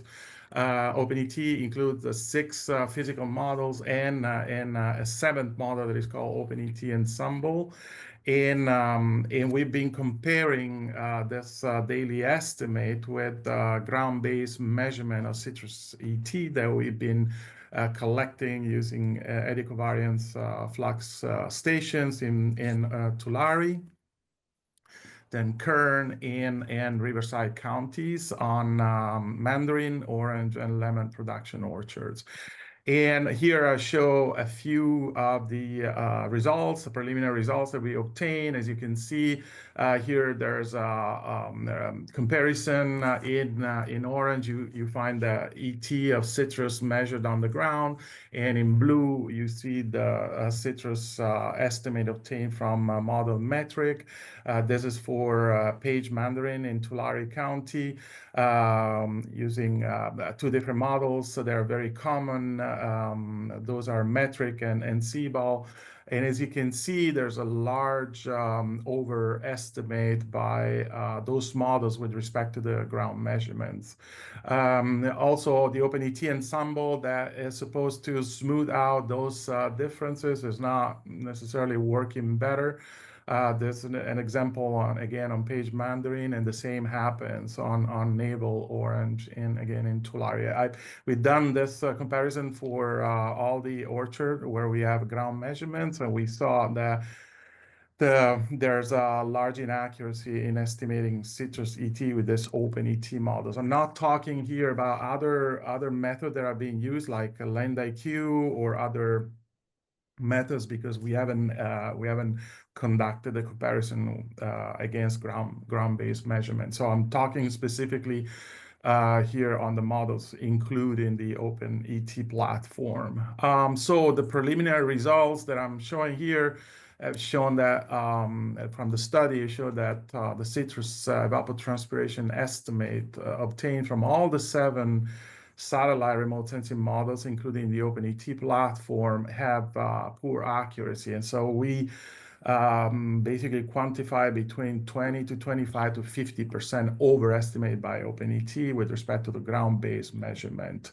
And but what is not clear to us is what kind of inaccuracy is considered acceptable for water resources planning and for water management by growers and water actors. For addressing that question, we put together a citrus stakeholder survey that was launched in late November 2024. And so we are collecting information from citrus growers and water manager about the expected and acceptable level of accuracy or inaccuracy of citrus ET determination. Every time we ask a question to a grower, so what do you think is acceptable in terms of accuracy, we always get the answer, oh, exactly like a flow meter, like 2 to 3%. And as I showed in the slides before, we're not there. And so what we are trying to target with this survey is the citrus growers, orchard managers, and as well as crop and irrigation consultant, water resources planners, and manager. So what we are collecting through this survey is basically complementing the comparative analysis that we are conducting between OpenET and ground-based measurements for this citrus research board funded project. We put together this survey with the help of the UC Santa Barbara Evaluation Center. There's a group of people there specialized in survey and data analysis, and so far we have collected about 50 responses, which are pretty low response rate considering that citrus growers are more than 3,000 in California. So what we're trying to address with this survey is how much inaccuracy and error can be accepted in estimating citrus ET. That's the main question for water resources planning, water deliveries, farm water management. So I asked Ben Faber to help us spread the link and the QR code to the survey. This is totally anonymous, and the results will stay with UC Davis and UC Cooperative Extension.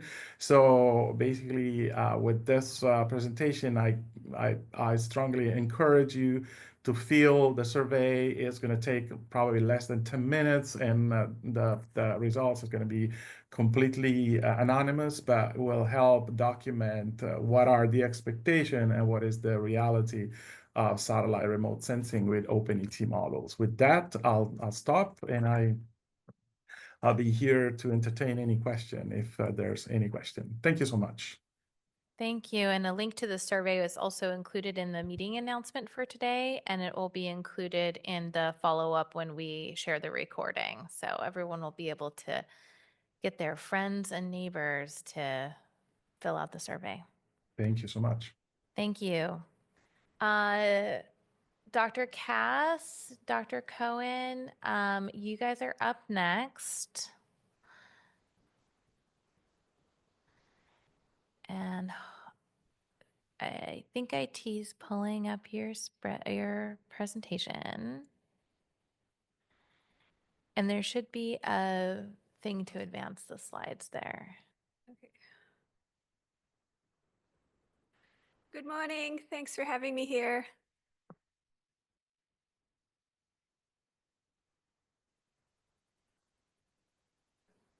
The traffic meant I missed most of Neil's talk. Sorry, Neil. Is it not working?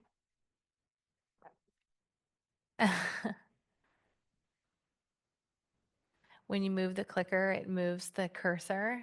Oh, I don't know if you saw Neil's was like all over the place. No, that's not your fault. I love it.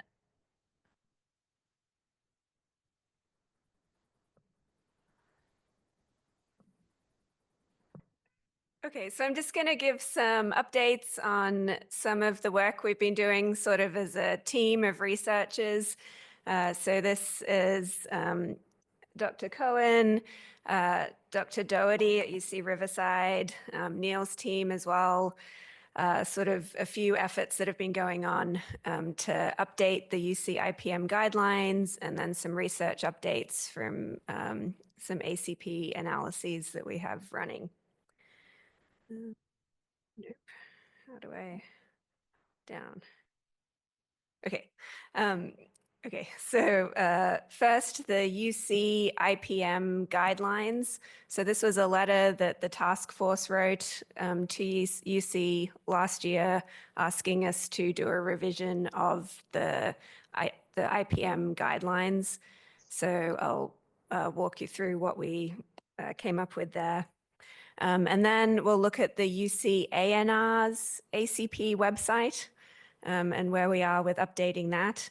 And then some ACP area-wide scouting analyses that also arose from questions from the task force here last year. Okay, so updating the UC IPM guidelines. So that's this website that you're hopefully all familiar with, where we have the detailed like management recommendations that have all been reviewed by the university and the UC IPM team. So Dr. Cohen assembled a team from across the state to do a comprehensive look through the guidelines, what needs updating, where can we make changes based on recent research. We had several meetings and divided up the work and sort of reviewed what was there, what we could add. The changes that we were able to make based on sort of the evidence that we have was some minor updates, like adding links to insect photos, removing links that were outdated. We updated information on how ACP arrived and established in California. We removed information on ACP dynamics from Florida. Now that we have that information better from California, we can sort of rely on that instead. We added some links to state quarantine information, added notes about the NEO-NIC regulations. And then in terms of management, for physical control, we added a note that the tree mesh covers haven't been evaluated in California. For cultural control, we added a note that kale and clay and mulches haven't been evaluated in California. Those I know are in progress, that research, but in terms of like published evidence, it's not available. And then for biological control, we added a section summarizing the syrphid fly research and how that can be attracted with alyssum. So you can check that out. Added a note about generalist predators, and then cut back the monitoring section to make it more succinct. I think there was some talk about, you're sort of accessing these guidelines on your phone, so making them fit better there. And removed about sweep netting to monitor for ACP. So we weren't able to make updates, let's see, in the coordinated regional treatment schedule, treatment thresholds, things like the exact number of alyssum plants to attract syrphids, the ant control section, not quite ready to update yet, or any additional cultivar specific recommendations. While a lot of this research is sort of almost there, it's not sort of solidified in a way that we can update the guidelines. And some of these things like the regional treatment schedule, that's, it's at the regional level that those decisions are made. So we can't put it on the statewide guidelines. There was a fair bit of discussion about how to make changes to the number of treatments recommended in the year, and discussion of ways that instead of having one of those treatments, maybe you can submit a PCA report that shows, from a certified PCA who shows the scouting, having ant control once the hydrogels are available, or discussion about having the area-wide, like high throughput ACP testing, like Dr. Hill's testing in place of one of the pesticide applications. That would be a meaningful way to show that your grove is low risk. But none of that was able to be added to the guidelines at this stage. We can come back soon and review that when that research becomes available. Okay. So just to mention some of the research related to that's in progress. We have a PhD student, Jenny Garcia, who comes from an insectary background and has done work in lots of different crops. She's focusing her PhD on lacewings for control of citrus pests. So looking at lacewing species diversity and distribution, phenology, like what lacewing species are in California. Right now, we use a lot of European lacewings that might not be optimal for these conditions. We have a project with the Hemet Pest Control District. I'll talk about this in a minute in more detail, but looking at predator releases and evaluating their efficacy for different citrus pests, including ACP. We have a project here looking at cover crops to enhance lacewings and other biological control for citrus pests. So really just trying to get at more prescriptive instructions for using lacewings and other predators for citrus pests. And that's working with some of the insectaries in Ventura County. So the other, Jenny wanted me to show you that there's lots of different lacewings in California, Southern California, that have been identified. It's pretty hard to tell them apart. You have to use their mating calls so we have this like laser. Can you give a sample, please? Yeah. Yeah, so I'll ask Jenny for some recordings for next time. But yeah, it's a like laser that you have to point at the leaf to get the sound. So we borrowed that from USDA. So I'm excited about that.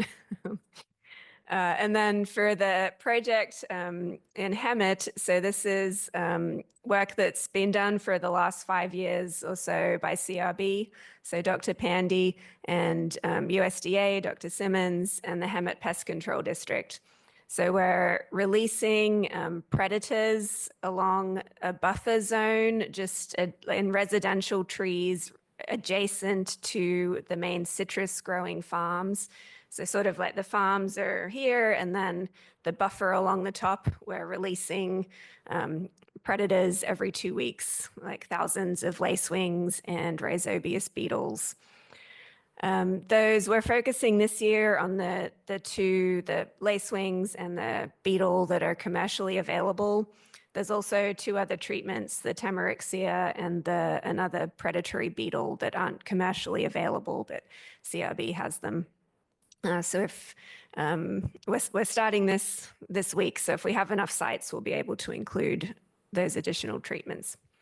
So predators released every 2 weeks. And then in past years, we've only monitored for ACP.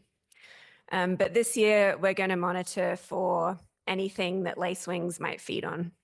So we should get a more comprehensive picture of what these predators are doing, particularly mealybugs. So Dr. Gautam's work from Lynn Cove has, it's sort of coming up that lacewings are one of the main predators of mealybugs. They often find lacewings feeding on mealybugs when they've been surveying for them. So we're particularly looking at that as well as ACP. And then this whole project, there's the predator side that Jenny's running, and then the ant, like the other half of the project are the ant treatments. So putting out different ant control methods. Yeah, and I didn't know much about lacewings. They're like surprisingly cool. They have this like, they like have these like sucking mouth parts that pierce their prey and like suck the juices out. And then this like fluffy cocoon. Yeah, so Jenny will come and talk to you about that next time. Okay, so hopefully that predator, oh, that's me, sorry.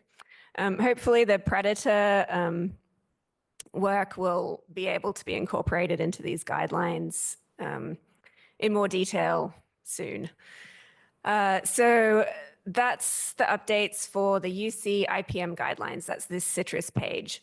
Dr. Gautam also reviewed, like, because this isn't just ACP, this is like every citrus pest, everything you do with citrus is on this page. So we also looked which pesticides are no longer available. So Dr. Gautam removed Sabadilla for thrips, Cryolite for katydid, and then we added Bexar for citricola scale and thrips. Yeah, so that's where the UC IPM website sits right now. So then there's another ACP only focused website. So that's the UC ANR. These are both UC ANR pages, but this is an ANR page just for ACP. And that's the one that we're looking at now. So that was this page. And I know the last meeting I was at, we had heard feedback that, hey, this page hasn't been updated for quite a while, like you need to update this next. So part of the reason we were holding off is that ANR has been migrating all of their websites to this new website platform. So that just happened like 2 weeks ago for our ACP website. And this website was, it was Dr. Grafton Cardwell's website that Dr. Doherty has been, was doing the residential site. So now he's taking the residential, Dr. Cohen has the master gardeners, and I'm doing the growers page. Since they migrated the website, it now looks like this. So if you're looking for that website, now this is what it looks like in the new ANR format page. Of course, half the links didn't migrate over, so now the links, half of them look like this, including the grower page. So we need to fix that. We did download a copy of everything before it got migrated, so we have all the information there that we can put back up. But this is a good opportunity for us to kind of look at this website and see, like, what are you actually using? What do you want on this website? What do you need from it? Like, as we rebuild it, what do you want it to look like? So I know for sure one of the pages that had been really helpful was the ACP effective synthetic insecticide list. So this was the list that Beth made kind of as ACP arrived to California, and this sort of emergency list, like we don't know what works in California. Here are the things that probably work. Now we have the official UC IPM page. There's mostly overlap. So when we look through, there's a couple that in yellow here, like the organophosphates and carbamates that are on the ANR website list still, but they're not on the UC IPM website. I think that's because you're not able to use them. And then there's 3 down the bottom that have been added on the UC IPM list that haven't been updated on this list. So we're kind of wondering at this point, do we kind of just switch over now to the approved IPM list? Are they sort of, is it superfluous now to have this emergency list? Is this, is there information here that that would still be useful. So we're sort of looking for your feedback on this. Are there other, I have my sort of list of pesticides that we need to test for ACP. We've been doing some of them. If you have other pesticides that you want tested, let us know what those are so that we can add them to our list of ACP pesticide testing for efficacy in California conditions. Dr. Cass, I want to thank you for doing that work because I know that has been a huge frustration from the task force and especially the PCA subcommittee to have lists that have materials that aren't even legal to use anymore. And just to know, because, you know, there was a retirement, to know that somebody's there and cares about the issue and is actively maintaining it is a huge accomplishment. So thank you. Thanks for moving to California. Thanks for taking this on. And I think you're filling a huge gap that people have been suffering under. So thank you. Yeah, we hear your concerns. I know this is, and sorry, it's slow. It's like compared to something like thrips in the Central Valley, ACP is so hard to work with, even when it's like locally established. It's just so patchy in the Grove. Like it's very hard to get this information in like a replicated scientific, like applicable way that's going to work for all these different conditions. But I'll pass that on to Dr. Doherty, and it's Dr. Cohen who's been pushing this forward as well. Yes. Mm-hmm.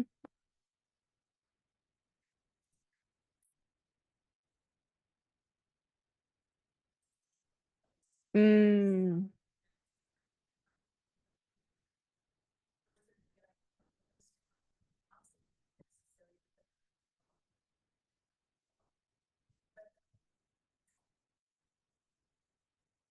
Okay, so I don't know if there's people on Zoom, but the comment was that it's the shorter list is easier for people kind of coming in without a lot of background knowledge, like 25 pluses. Having a short list helps to kind of get them on board with what's available and what they need to do. And then these are the organic insecticides. Those lists more or less match up, except the kale and clay on the UC IPM guidelines now has a longer kind of note about California versus Florida. And looks like Texas isn't in there, but local, like it's more detailed information on the IPM website. Okay, the other thing that I think is really useful for people, it's useful for me at least, is this ACP distribution map that's a bit clunky with the, the headings aren't so descriptive, but it gives you more or less the updated like quarantine zone. You can kind of zoom in. This, I think the last update was in October because the data has to come from CDFA and then get to us. And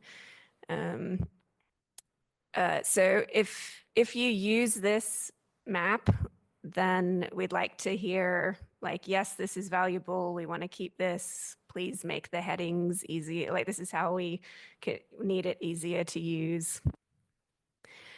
And then there were a couple of other websites that we don't like the Kearney Ag site. We don't have any way to update this. It's just, it gives you a 404 error and it's just up to ANR when they do their website cleaning, this will disappear.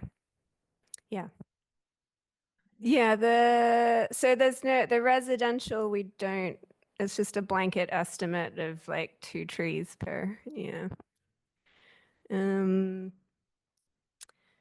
the comment from earlier was the 25 plus. Okay. So we've submitted a Thelma Hansen grant. That's the Ventura County focused education outreach grant from UCA, managed by UCA&R, to have a postdoc work on this for a month and like get this done properly.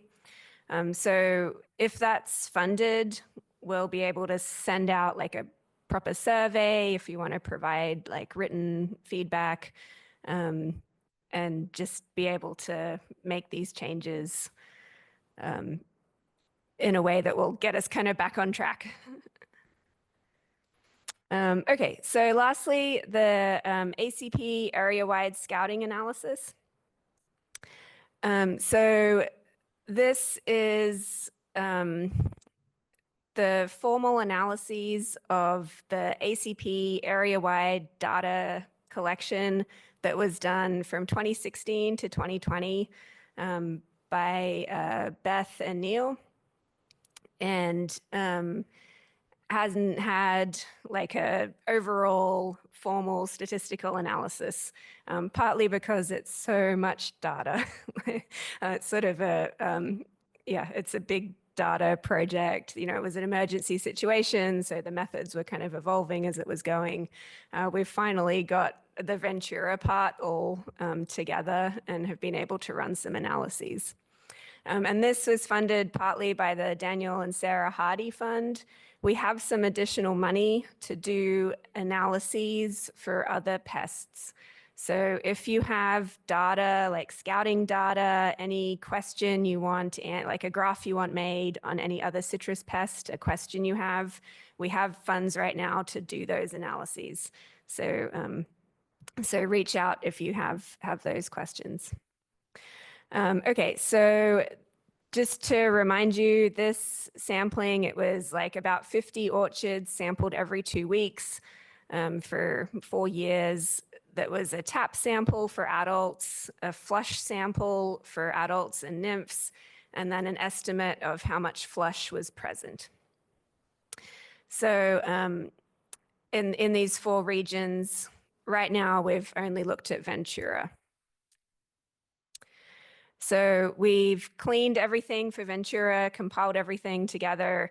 That was Dr. Leja at Riverside. And then Dr. Doherty has run some initial data analysis looking at flush trends and ACP trends.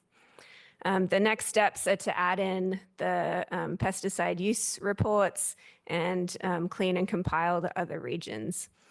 And I should mention that Sandra did a lot of the initial work for this, compiling everything together and provided this to us. Okay, so what do we see? For flush counts, the new and expanding flush, so this is like very young flush and then flush that's a little bit older. There are significant yearly and monthly effects on the number of new flush and expanding flush. So the top graph there, that's how much flush is present by year. So you can see 2018, lots of flush, and then 2020, 2021, much less. And then by month, so all the years squashed together, you can see the peak flush is sort of spring, March and April. There's a second flush in July. So trends that you're familiar with, but this tells us, is this applicable as a rule? Like for in this area, is what you're seeing in your grove generally applicable? And then significant differences in new and emerging flush among the cultivars. So lemons and mandarins flush much more than oranges. So that's true for new and expanding flush. And then for the ACP counts, so that was just like patterns of tree growth, like flush. Now for ACP counts, when we look at the adults and nymphs in the adults in tap samples, nymphs and adults on flush. So there were significant differences among the years and months for all of these, like every measure of ACP abundance. The surrounding landscape, so whether your farm has other citrus around it, other agriculture, does it have avocados next door or something else? Is it open space? That didn't affect ACP densities, doesn't matter. Citrus cultivar was also not significant. This is a little bit surprising, but it's probably because the cultivar differences are captured by the effective flushing. So since citrus type and flush availability are highly correlated, the effective flush is what captures that variation. So surrounding landscape, yep. Yeah, so I think that's why.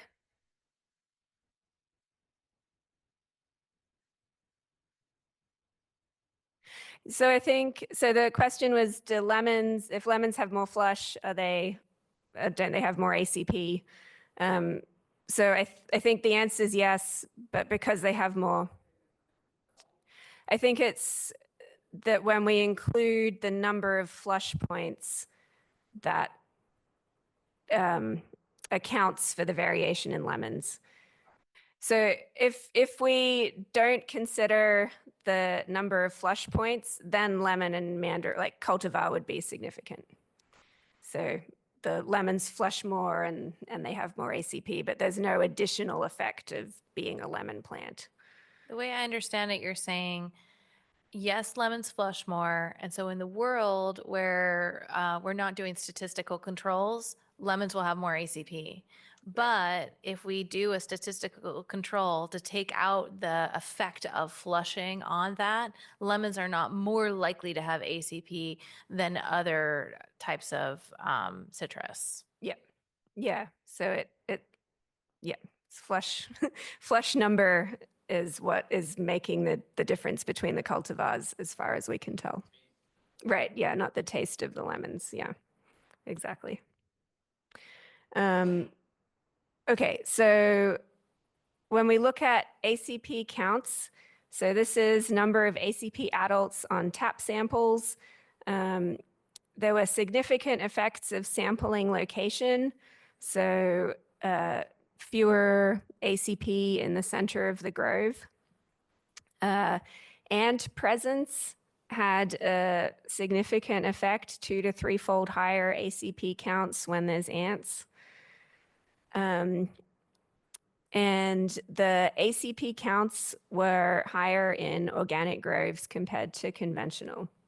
And this is true, this pattern holds for all 3 metrics of ACP abundance. So this is the adults on tap samples, and then similar trends for the nymphs on flush, and similar trends for the adults on flush.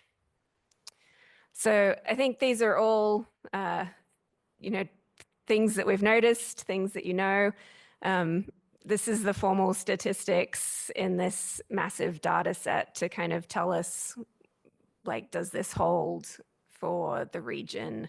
Are these patterns statistically significant? What's the fold count change for these different conditions? So a caveat, this is just the first pass analysis that we ran over the last 2 weeks since we kind of got the clean data together. I think no. So you'll see, where is it? No, I didn't include it. So there's a couple of like funny outlier points that we need to go back and double check. Like there's one data point that there's 30 flush points on one quadrant. So we need to kind of double check some of those, just double check anything that stands out as unusual. Yeah.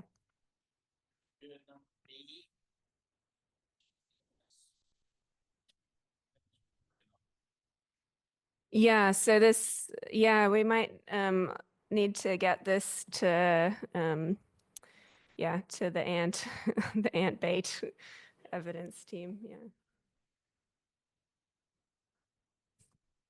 Will you Oh, you're welcome. When you're counting ACP on flushes, are you counting the actual flushes that have ACP? Or are you counting actual ACP? So this was the number of ACP on the flush, I believe. Okay. And do you anticipate having a treatment threshold for us soon? That's a question for Neil.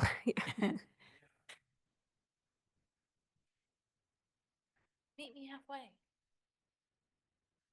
Now that Victor's got the ACP model working to the level that we're happy to release it in the wild and have you guys use it. He's moved on to the question of, can we calculate a threshold? And I'm pushing him pretty hard to get, I don't know if you remember a previous version of this meeting, I threw the number 5 out at you based on back of the envelope calculation. So Victor's going back over my calculations and doing them properly. And so I'm hoping to have that number for you before the end of the year. Yeah.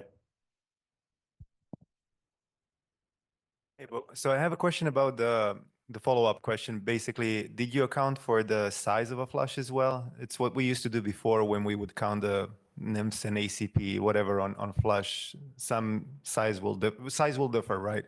So is that somehow standardized in these analyses, or you just count for the total numbers? Only so not the size of the flush point, only if it was new or expanding. So there was new, expanding, and mature. I don't think they took any measure of size.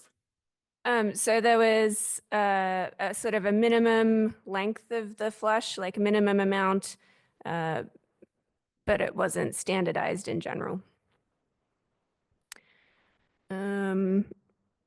Okay, so we're working on getting this all together, formally published, and sort of looking through at all of those questions. So as more things come up, if you're thinking about this later, send us an email, reach out to us, so we can sort of include those answers when we get this sort of written down. Yeah.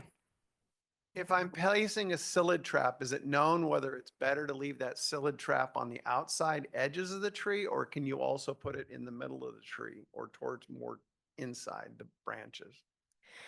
So that wasn't part of this analysis. I would say the outside, you'll find adults on the inside if you tap the inside branches, but they prefer the flush. So I think they're more likely to be on the flush. There's probably a formal study. It's not coming into my mind right now. Does someone, the outside? Yeah. Yeah. Yeah. So the outside. Okay, so then upcoming for us is to add the pesticides in to this ACP efficacy analysis. And then the follow-on, this project kept going and turned into the HLB testing project. So I think we've got funding coming through to continue that this year. So that's Dr. McRoberts and Dr. Brown in Arizona. So we'll be out here collecting ACP for that starting in July. So if you want to be included in that testing, reach out so we can include you as one of the groves that we sample at every month. Okay, thank you. One more question. Did the analysis of the surrounding landscape, citrus, other ag, open space, take into account organic versus conventional citrus management in neighboring citrus? So they were both factors in the model. We can look at that in more detail. Yeah, I'll make a note. Melinda from Citrus Research Board is the person inquiring, so I'm sure she can get a hold of you because you're in the same sphere. Yes. Thank you, Melinda. Yeah, and just to sort of reiterate, this is the first pass analysis, so we need to go back, like we're collecting these questions to see what we need to go back and re-examine in more detail. Surrounding organic, conventional. Thank you so much for, like I said, coming here, bringing everyone together, and taking on these issues. I feel like there's this really great direct link from the issues that the task force brings forward into then what you come back and report on. So it's like at work, right? It's awesome. Yeah, sorry it's slow, but we hear you.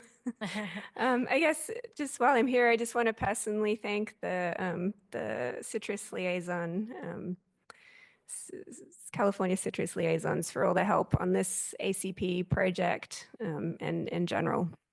Yeah, thanks. Awesome. Thank you so much.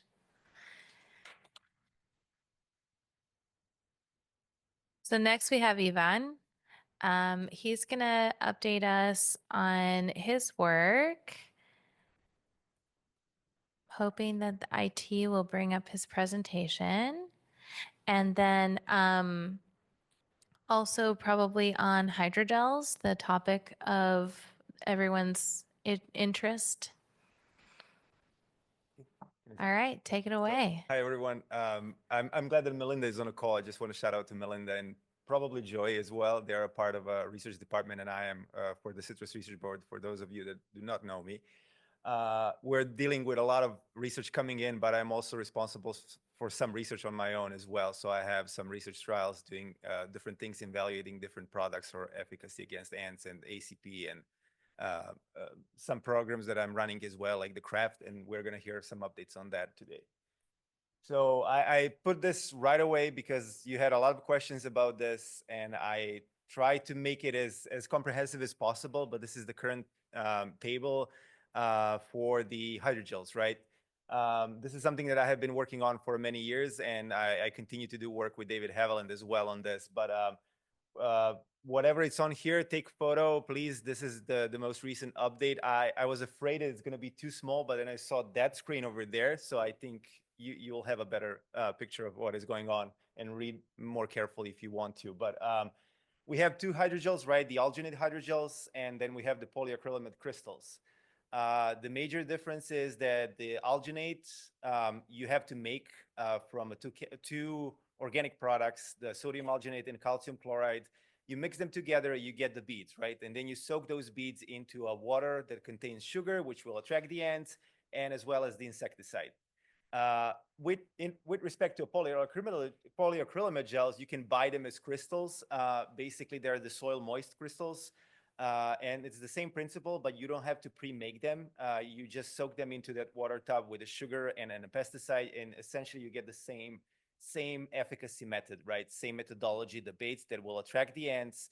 The workers, once they come, they will feed, get the portions of it, go back to the queens, feed the queens, and the colony will collapse. So it's the same methodology, right? However, there are so many regulations around these that we had to go beyond that and above, right, to get them somehow approved for growers to use. Like I was here probably, I can't recall when, maybe 2019 when I was actively working on this, maybe 2018. And it was in Santa Paula, I believe, there was the meeting. And when I came here, I was so excited to present on the gels and how effective they are for controlling the ants. But then I got a lot of questions about, hey, can we get this product? Can we use it? And then I said, oh, no, should. But finally, we got to a moment where we can actually say that we're getting close for them to be used by you guys and into your hands, getting them into your hands for use. But we're still not quite there yet. So with respect to alginate hydrogels, we're getting closer. With respect to polyacrylamide gels, we're still working on them, but they're not going to be the first option. The first option will be the alginate hydrogels, and those will be probably the first one that will be available if they get approved. Now, the gels, we got the exemption for the alginate hydrogels that they can be used from the DPR as adjuvants inside the grows. For polyacrylamide ones, you don't have those. They're still considered by the DPR and the state of California as pesticides, even though they are not regulated as pesticides by the EPA, which kind of, there is a conflict, but I'm not going to go in there. I don't understand it completely, so I'm going to move to alginate hydrogels, right? The alginate gels, the gels are approved, but then if you mix them with a poison or a chemical, the pesticide, the insecticide, then you can't use them because they're illegal. Again, they're off the label. So what we are currently working on, and probably all of you are aware, and I gave the updates on this, is to get the 24C for thiamethoxam first with Syngenta. And the papers have been submitted, the letters of support by the CRB, by the CCM, CCQC, everybody representing the growers, citrus growers, and that's up in the processing. So at some point, there will be a point where there will be a public comments, and then probably you guys can help then. But for now, I think we have a lot of support from the industry as well. So we are making good progress on those.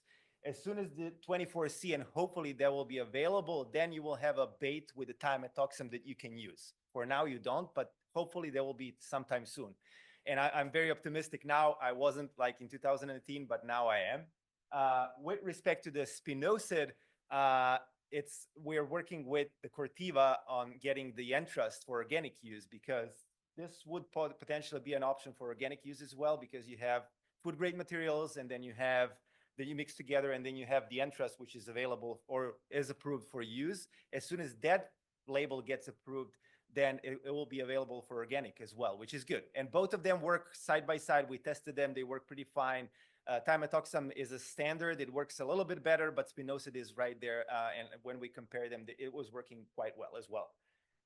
So that's on the updates that I have. If you have any questions, you can ask them now or later on. I will be around, so please go ahead. But yeah, I try to make it as comprehensive as possible with the most recent updates. So take photos, please. Okay, so in terms of what we are doing as well, like I said, I have research projects. I have different funds, so I'm responsible for field trials as well. David Haviland, and you see him here on this ATV distributing the gels.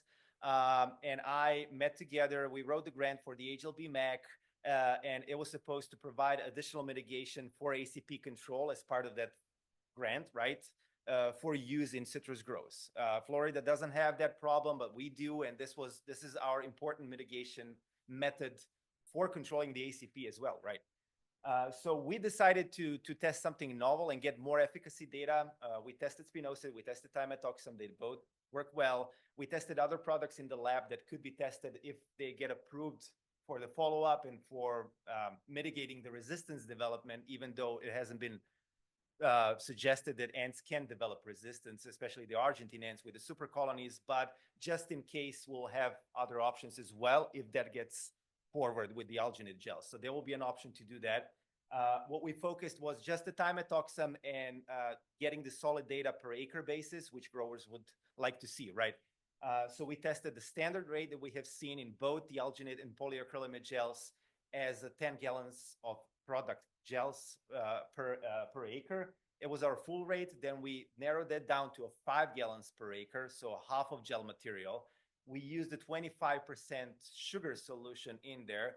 The 20 to 30 has been so far in many different studies for different sugar ants proven to be as optimal.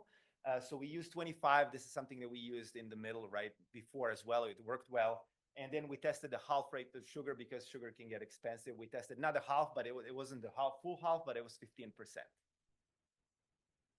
Okay, so the two sites that I have, and I'm showing the data today, are located in Pala and Puma Valley in close to Temecula, but it's a San Diego County, right? And we had last year this third location in Sanger, which David Haviland was in charge of it. And he's processing all the data. He will get the data to us, and then we'll combine and see what is going on. But these data that I'm going to show today are based on the trials that I did in Puma and Pala. So like I said, we had the full gels and full sugar, full gels and half gels and full sugar, and controls without gels, without sugar. This is what happened really after just two deployments of gels spread over month periods. So is there a pointer? Oh, I will. Sorry. Yeah, I like to wave and move around. Sorry. Oh, okay. So you can see. So this was the first application, second application. The precons were pretty much similar here, but as soon as we applied the first one and the second, they went drastically down in the treatments that had a full gel and full sugar and half gel and full sugar. So full sugar was doing really good, either mixed with the half gels or full gel rate. And it did keep them low after that for about 2 months and maybe 3 months. These are the thresholds that have been developed by our lab when I was working at UC as a conservative and less conservative thresholds for when the biocontrol might kick in for the ACP and mealybugs. I still am working with Mark Hoddle on getting the actual data and actual thresholds, but these are the predicted one based on what we have seen so far, as much as I can tell. The one that had the half sugar rate did reduce them a bit, but that it managed to go up quite quickly and level up with the control. So these were done in the middle of the summer when ants were so high in populations. And when there was a lot of mealybugs, we didn't have ACP, but we did quantify the mealybug presence and their numbers. So it might be that it conflicted with a low sugar rate, so you need a higher rate at that point. But it didn't show any efficacy. So I don't have an explanation for that. That is the only one and the reasonable one, or the ants just prefer 20 to 30%. So you will need a 20 to 30% if you want to create a bait. Like I said, we tested for mealybugs as well because that was the most prevalent and only pest, and you will see the infestation rates, they are so high. But I wanted to see where are they in the middle of the summer, within the trees, on the trees present. So when I went down below the trees, and I'm the only guy that was doing this work, counting the ants and counting the mealybugs. So when I went down, I would count the mealybugs, or actually the presence, yes or no, on the inner canopy as well as on the trunk, and I didn't find any. So it was really like either they are very low or hidden, but I didn't find any. When I looked at the, when I looked at the fruit and branches, it was quite different.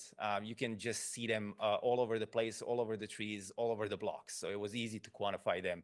Really, it was the only, not the only, but the most prevalent one that was very distributed equally across all the blocks that I have tested for ACP control. So this is what happened to the treatments. This is the infestation rate when we started. And this is for all treatments, different lines, the same infestation rates when we ended the treatments in December. And they were all live and they were all still present on fruit. They did harvest some fruit, but it was just a partial harvest. So there was still a lot of fruit on trees and they were all over the trees. So the mealybugs were present. When I looked at the 0 to 30, 31 to 60, and 61 to 90 centimeters. So whenever I would pick the fruit, I would also quantify whether they are present on the outer part of a branch, right next to the fruit, a little bit further than that, and a little bit inside the canopy or inside that branch. I would find like a lot of them were present just around the fruit, some of them in like 30 to 60, but not a lot of them when you go beyond that. So that tells me that they're probably on the outside canopy at that point, and they do move around during the season. So this just tells us at the very end of the season where there is a fruit, there is a lot of mealybugs will be present on the fruit and the outer branches. I also have the data for the non-bearing fruit, non-bearing branches that I'm still analyzing, but based on my observations, it's quite the same story as with the fruit branches. It's a little bit less. They prefer to go to the branches with the fruit, but it's still a lot of them were present on the outside where the flush is or where the more sun is, I guess. Okay, so I also quantify the presence and absence of ants on the infested fruit.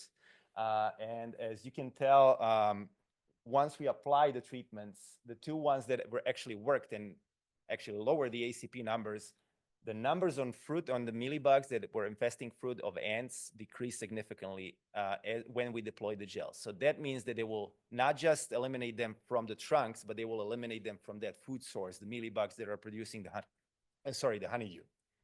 And it actually went down over the season, which is good, even though the infestation was pretty constant, right? When I looked at the predation events, I was focused mainly on predators. Nobody released any parasitoids. Nobody released the mealybug destroyer. I didn't see any of those. So these are only 10% lacewings and 90% common ladybug. And as we were deploying the gels, as you can tell on these treatments that actually lower down the ant numbers, they actually increase the presence of these predators significantly compared to those treatments that did not. So that tells us that we will reduce the ant numbers, we will reduce the ant presence on infested mealybugs, increase the time when predators can kick in, but at this point of time, it might not be as efficient if you're controlling for mealybug, right? So what we want to do next this year, is to focus on a different timing of applications, which will be the spring, which is happening right now. I will probably run the next week or in 2 weeks and go and set up the trials again. So we'll have a spring-only applications, 2 of them, fall only that will mimic the previous conditions. And then we'll have a dual season applications in spring and fall and see if we control these ants when they're in lower populations when we control these ants, when the mealybugs are in lower populations, is that going to help with the overall IPM? The next step after this would be to probably release the parasitoids or the predators. If this proves to be effective in spring, maybe there will be a timing to release some additional biocontrol when ants are, if we control the ants and eventually develop a solid-wide, season-wide IPM program for ants and mealybugs. We have seen the same, we didn't have locations with the ACP to do this, but we have seen the same trend in our efficacy trials for ants with the ACP in the groves in Redlands when we were doing these trials with the ACP as well. So I assume the same will be for the ACP as long as, so you need to control the ants. Basically, you need, and you all know that. So if you control the ants, you will have a better control of all these sap-sucking pests. And this is just another study that proves that. Okay, so I'm now going to focus on craft. I think I'm good on time. So this is, you're probably all familiar with the craft. Last time I had a comments on this. I'm kind of a lead project scientist on this work, but this is more of an administrative type of work, right, than a research. But it also gives us some good data that we can analyze. Since Neil has spoken about the dogs and everybody else, and these are the Cocker Spaniel, right? Or I might be wrong, but ours are the cutest. They're not. Yeah, They're not doubt. German Shepherds. Okay. Yeah, but yeah, okay, thank you. But yeah, ours are the cutest, and basically, you all probably know what the program is about. If you don't know, I'll just remind you. It's a grower-based program where we get the growers with their fields to apply the treatments. They select the treatments that they want to apply that are available on UC IPM guidelines to control the ACP. We also have those and some additional ones like a kaolin clay or mesh fencing or windbreaks that you can apply for. Basically in those grows, you are in charge what you want to see in the program. I'm always repeating this. I didn't repeat myself enough the last time, but we are here to help you mitigate the ACP problem in the way you wanted it to be mitigated, not the other way around. We are not telling you what to do. We are just providing options. You would select these and you would apply them and see what is going on. We would come every 2 weeks, provide you with the numbers that you need. Kevin is in this program, and then Kevin would know whether he needs to treat based on the threshold that is being provided by UCIPM, or he decides to treat. So he's in charge. You are in charge, not us. We are just providing numbers, and we're trying to increase the program and increase the number of mitigations that we have to make a more meaningful impact over time. Because keeping the ACP low as possible is, for me, it's something that I want to see with this program for a long time, not evaluating different strategies or I just want to see keeping them low, hitting them when they're higher. For now, maybe in Ventura, we had some higher numbers in the desert before we started the program, but just keeping them low over time, as you will see, that's the ultimate goal for me, and increasing in size. Getting a range increased and a better range to do this work. So these are just the brief updates that I have. A lot of acreage in the desert in Imperial County and Coachella Valley as well. So we started with here, cycle 1. This is the starting point when I joined the program. It was about 1,600 acres, a little bit maybe over that. We increased now in this year in Imperial Valley and Coachella Valley as well to almost 7,000 acres now that we have in a program. And then in terms of mitigations, as you can see in different colors, it started quite diverse, but not diverse as I wanted it to be.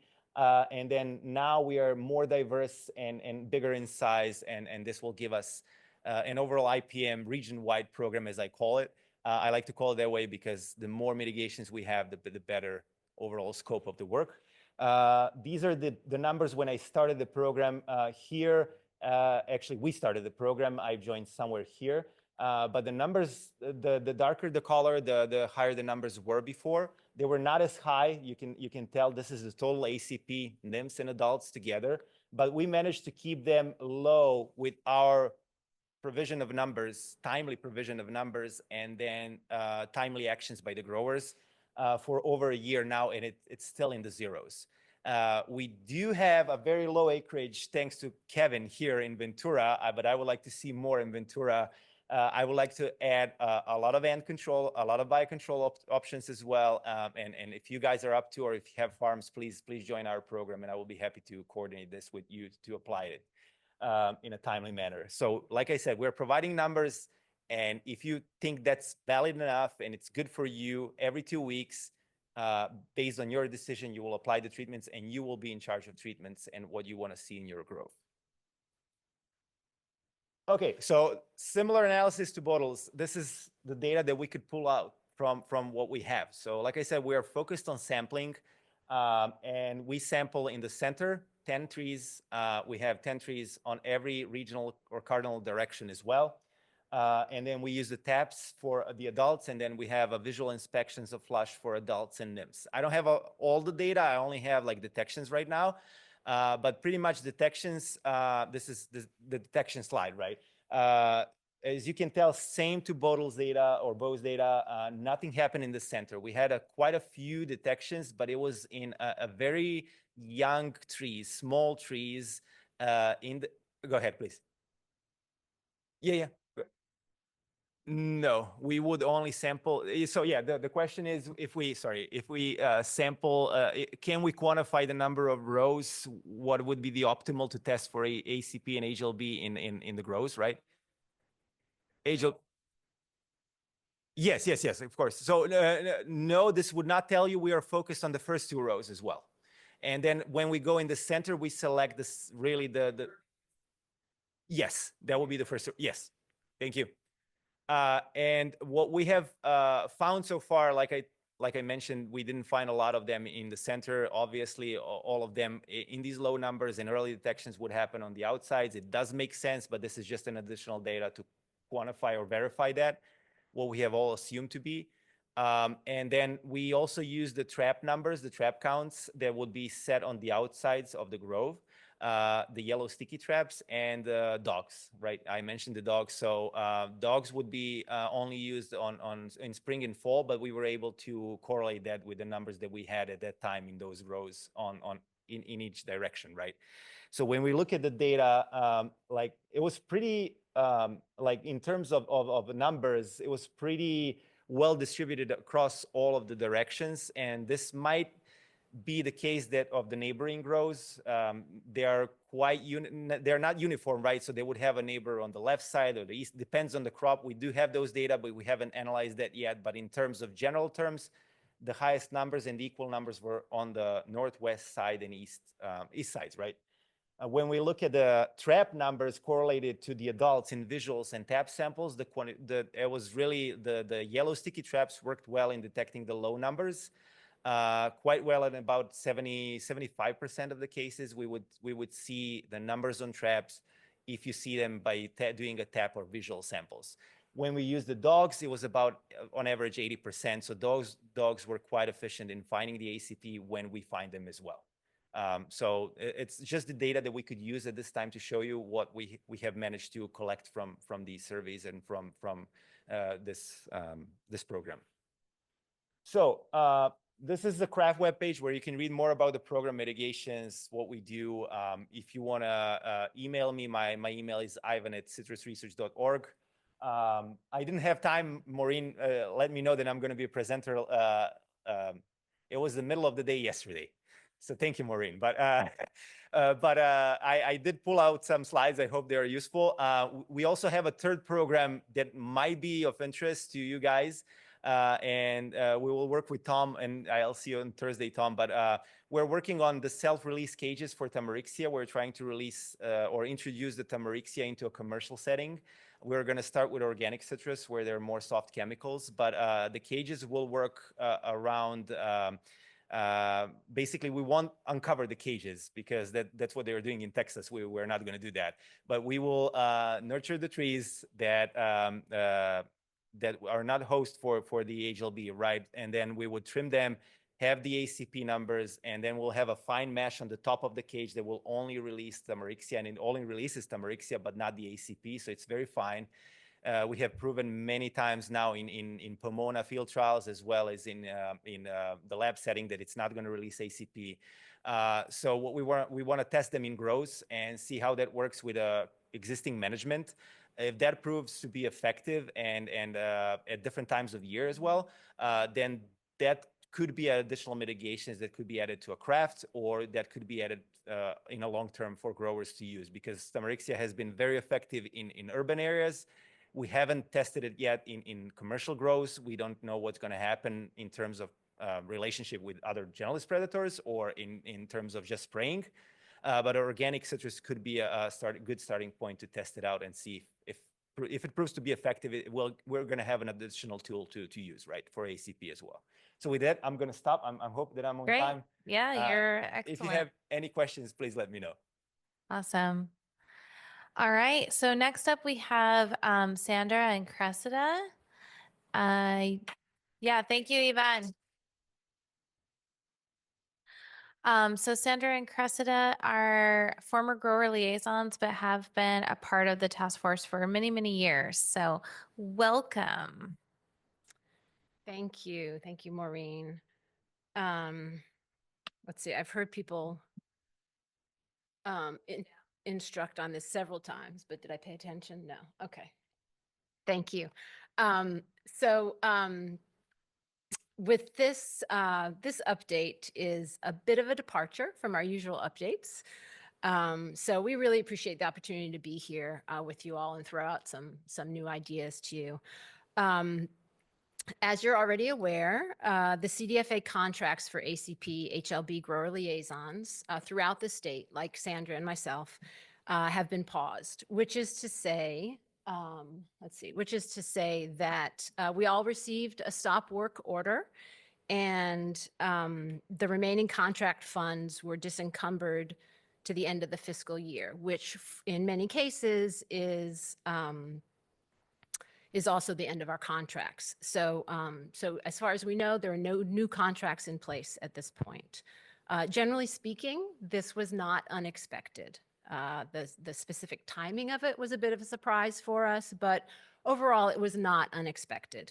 As already been discussed quite a bit today with Neil, over the last several years, as ACP and HLB have expanded here in California, there have been constant ongoing conversations within the citrus program regarding how to best continue addressing the threat of ACP and HLB, even as it shifts and evolves here. And with this changing ACP and HLB landscape, along with increasing differences in growing regions, as well as, of course, the recurring budget challenges, some kind of restructuring of the grower liaison services has really been under discussion for years as part of the general right-sizing effort of the program overall. So as I say, it's not a complete surprise.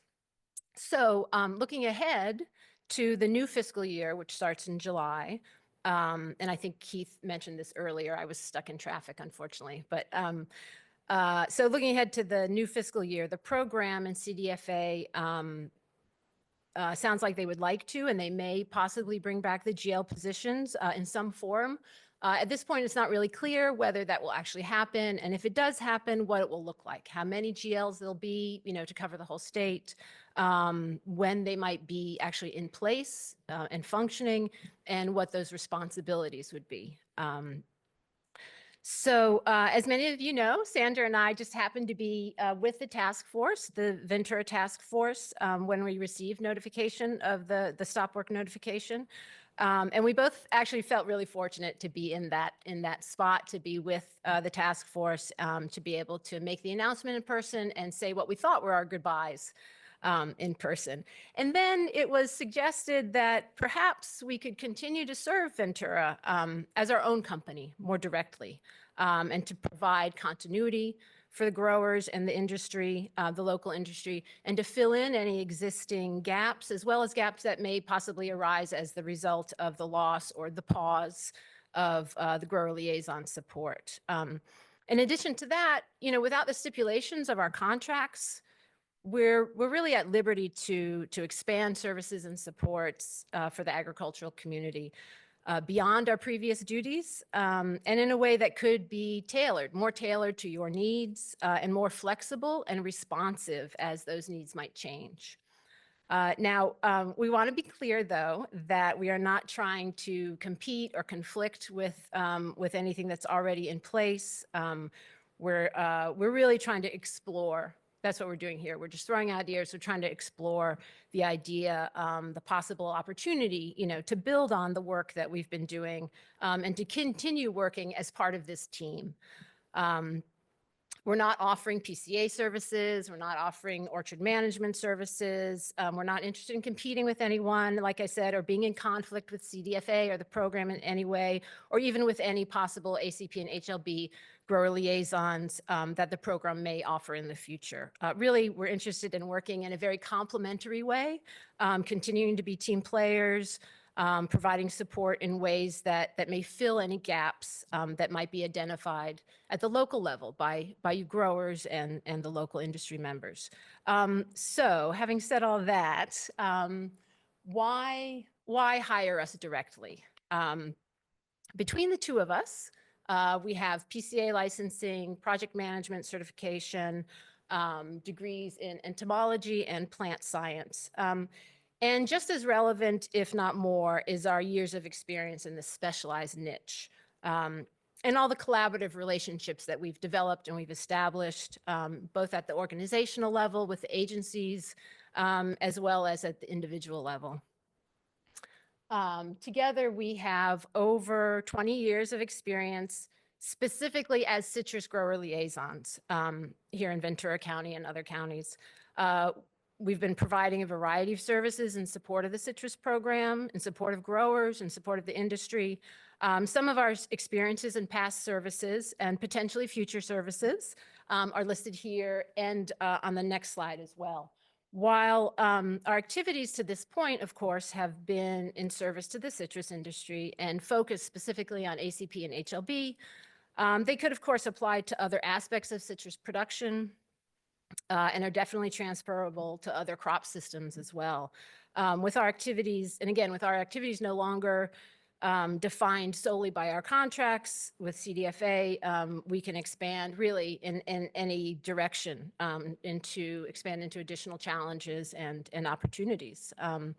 So our ag experience and potential services include things like coordinating treatments, as you're aware, but for a variety of reasons. Collecting and managing data that's relevant to treatments or crop layers, grower information, scouting data, and the like, outreach and education, more specific training, coordination, navigating regulatory requirements and compliance, as well as possibly internal organizational governance. Of course, working in collaboration with a variety of groups, and working with or even creating pest control districts. We have experience in all of those. Additional services that might be included include things like more focused stakeholder engagement, program and project management, a variety of mapping services with a variety of goals in mind, as well as possibly developing and supporting strategic initiatives. So now, with that sort of overview, I'm going to hand it over to Sandra, who will take a deeper dive at some of these examples. Thank you.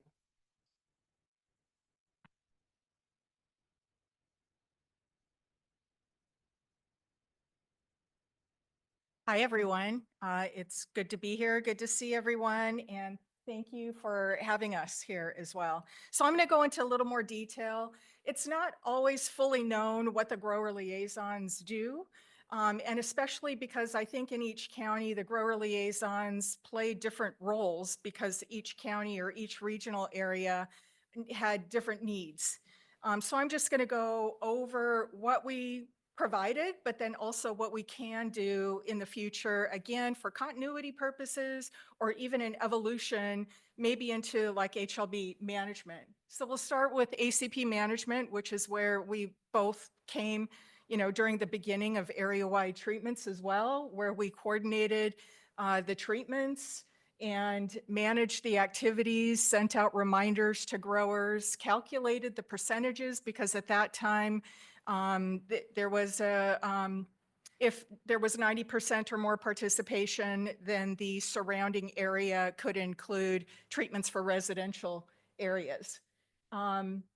And that's not to say as Ventura grows, we could still continue those services, or even the services that were, or activities that were let go.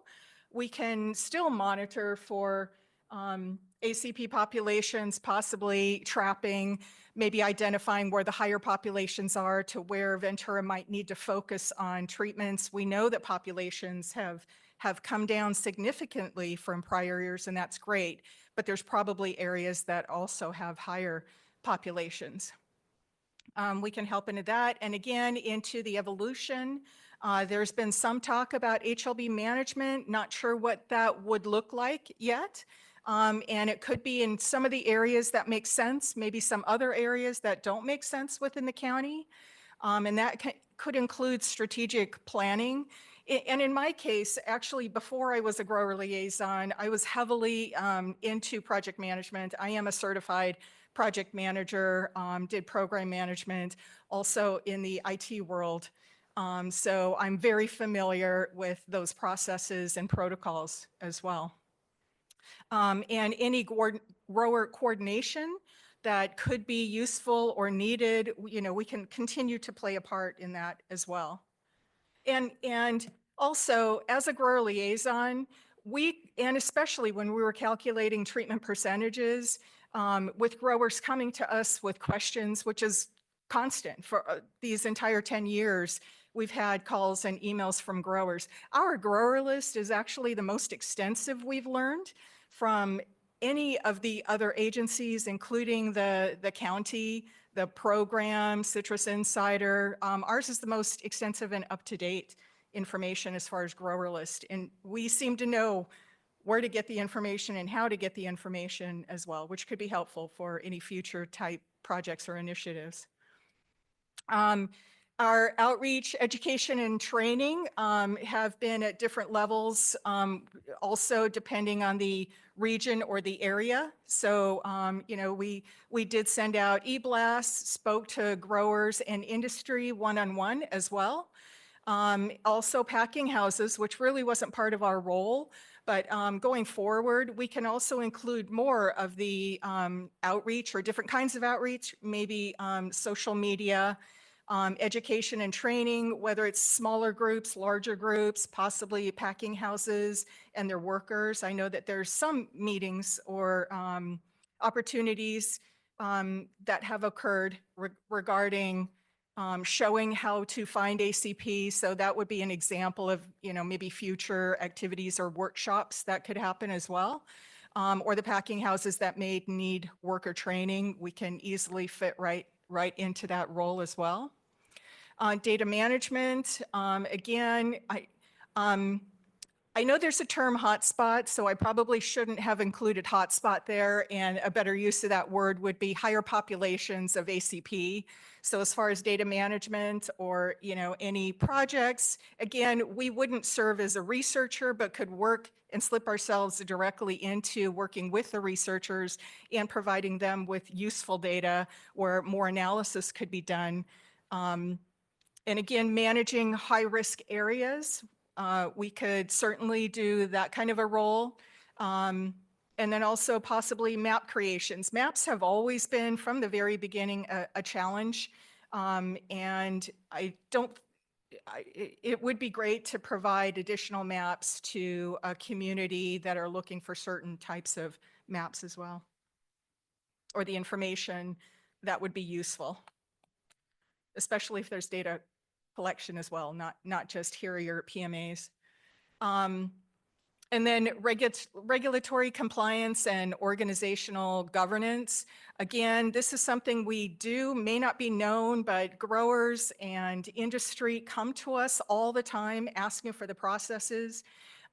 We know, especially with ACP and HLB and the quarantines, it's extremely challenging and confusing to walk through that process. So we don't take on any regulatory role, but we help navigate growers and industry to who they should be talking to and to kind of step through the process, making sure that each step is adhered to, in the process. And that could also be an ongoing as well as group training or, again, one-on-one type training. And whatever company initiatives there are, we could certainly step in to help provide any of those initiatives or compliance processes, provide updates, and so forth. I threw in pest control districts here. I think there's a topic right after this, so I thought this would be a good last talking point. It's also a question in the chat if you could go into your experience with creating PCDs. Okay, yeah. So I was going to start with that. So San Bernardino, back many years ago, tried to form a PCD, and they went through the petition process, and I was heavily involved with that. We did send out all the petitions, and they actually reached the level to move forward with a PCD. So there was enough interest there. And for them, for whatever reason, LAFCO stepped into San Bernardino County.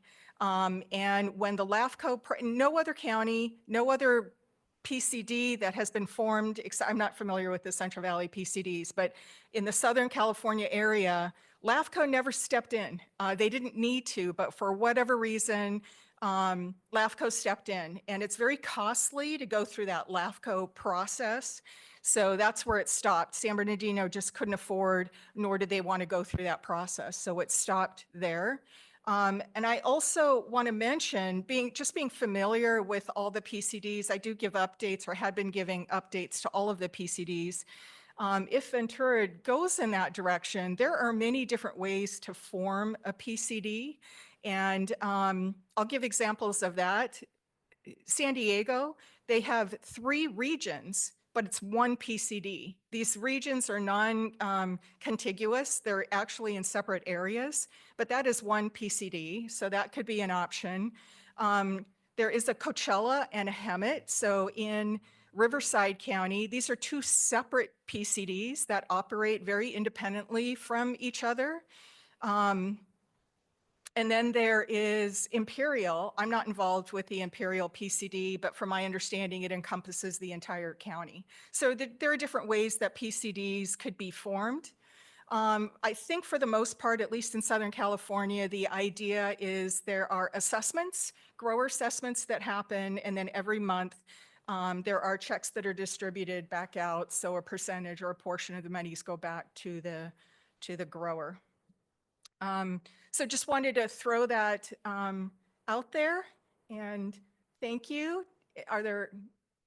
Does anyone have questions? No, thank you so much. Thank you. I also wanted to invite Doug up for 10 minutes or less because his product was talked about earlier while he was also stuck in traffic, I'm sure. So if you don't mind, Doug, you're welcome to come up and tell us a little bit about what you do. And then we'll move on to our PCD open discussion. And so you can take this time to clarify your thoughts. Make sure you're speaking into the microphone. Yeah. This is just a little flyer. What we're doing in Riverside is we're doing bulk testing, and what we're trying to do is test 10% of the citrus trees in Riverside. And what you're seeing, if you look on the back side, is a map that actually shows what we've already done. And what we've been able to do is drive the cost down. So what we think is if you can regularly test, just like you fertilize, just like you spray, if you just regularly tested your citrus trees for HLB, there just wouldn't be a problem, because what you do is when you test 10%, you then identify the areas that have problems. Then you go in and do 100% testing and just remove it. What you guys have in Ventura, which is much better than I've got in Riverside, is you don't have an outside source driving HLB. All right. It's inside of Ventura. down where I am, we have Corona, we have Huntington Beach, huge nests of HLB driving it. So you currently don't have heavy HLB pressure. So what you need to do is do full widespread screening, find out where it is, and get it removed. And my point is to be a good neighbor, the best thing you can do for the person next to you is to test your trees and make sure your trees are not infecting your neighbor. And so if the costs on this kind of program, if you're testing 10%, it ends up at about 50 cents a tree. So the actual cost of the testing is $5. And what we've been able to do is get it to where the growers themselves can go in and do the collection of the citrus material. So while you're picking the oranges, while you cut the oranges off the tree, it just takes one extra cut. And with one extra cut, we have a vial, you just put that material in, you hand me that material, and all of a sudden we can test your trees. So this is a qPCR test. What that means is it's extremely sensitive. So far where we are, we're testing we've got bulk tests that have come back where we've tested 48 trees at a time and we've identified HLB. All of our tests get confirmed by CDFA. So once we find a tree, CDFA comes in and confirms. So far, when CDFA has tested the same area they tested 167 trees that we identified. These are areas you need to look. So we went in first, found it. They went in and tested all the trees in different areas. They found the exact same 7 trees that we had originally identified by bulk processing. And what's really good about it is with this test in Riverside, what this map is this is probably 10,000 trees. We've now tested over 14,000 trees. So the point is when you're testing 14,000, we're finding very few. The infection rate is extremely low, but that's exactly what you want. You want to be able to test the front end. You want to be able to find it before it's had a chance to spread. The other thing I wanted to make a note of, from 2012 to 2022, they were using petioles. So if someone tells you that it's all about picking the right leaf, that's just not true, because leaves are just not what you want to be testing. So when we've gone in and we've started to analyze it, the peduncle, which is sinking, which is right off the fruit, is just a much better tissue to be testing. So you may have as much as a 50% miss rate if you're testing leaves versus if you actually test the peduncle. So the type of tissue you test is also extremely critical. With the results we have, I have sheets here that I can show you that CDFA has confirmed. We're getting, with bulk testing, we're getting CT values of 30, 24, 25. You have sensitivity all the way up to 37. So what it means is the bulk testing, when we're testing 20 trees, 25 trees, 18 trees, we're not losing any sensitivity. We're able to, in fact, when you compare our results with CDFA, the bulk testing is actually more sensitive. So that's, people say, oh, you're diluting it, you're what? The way we do it is we really compact the DNA so we can get that kind of sensitivity. So to me, in some ways, it's a political problem. If we just simply regularly tested, we could find it, go in and get it to remove. I just really want to thank you for giving me the chance to. Yeah. Thank you. You presented to us in the past, and we really appreciate your tenacity. Yeah, if you have any questions, like I said, we're setting up the program in Riverside, and we do, we've tested a lot of trees, and it's extremely sensitive in terms of picking it up. Is there any questions? Yeah, actually, we are always desperate for photos of infected trees from California. So if you ever have anything like that to share of leaves, fruit, we would love to get those out to our PCAs. I did want to make a note of that. When I was looking, you're going out testing trees, you don't know anything. I still don't know anything. I was looking for, okay, dieback, multicolor. The first trees that I found, what made it look unique? What was unique about the tree that was infected versus all the other trees? It was Nothing. the healthiest looking tree there was. It was the tree that looked better than any other tree in the grove. It had the most beautiful flush. It was just growing like mad. And yes, when you looked at the flush, there were psyllids on it, but it was completely different. I was looking for sick trees. You know, I'm going for HLB, but we're talking early infection. So your answer is look for the healthiest tree on your farm. Awesome. Well, Which thank I thought you. was, it was just funny to me. Yeah, awesome. Thank you. All right, I'm going to talk again.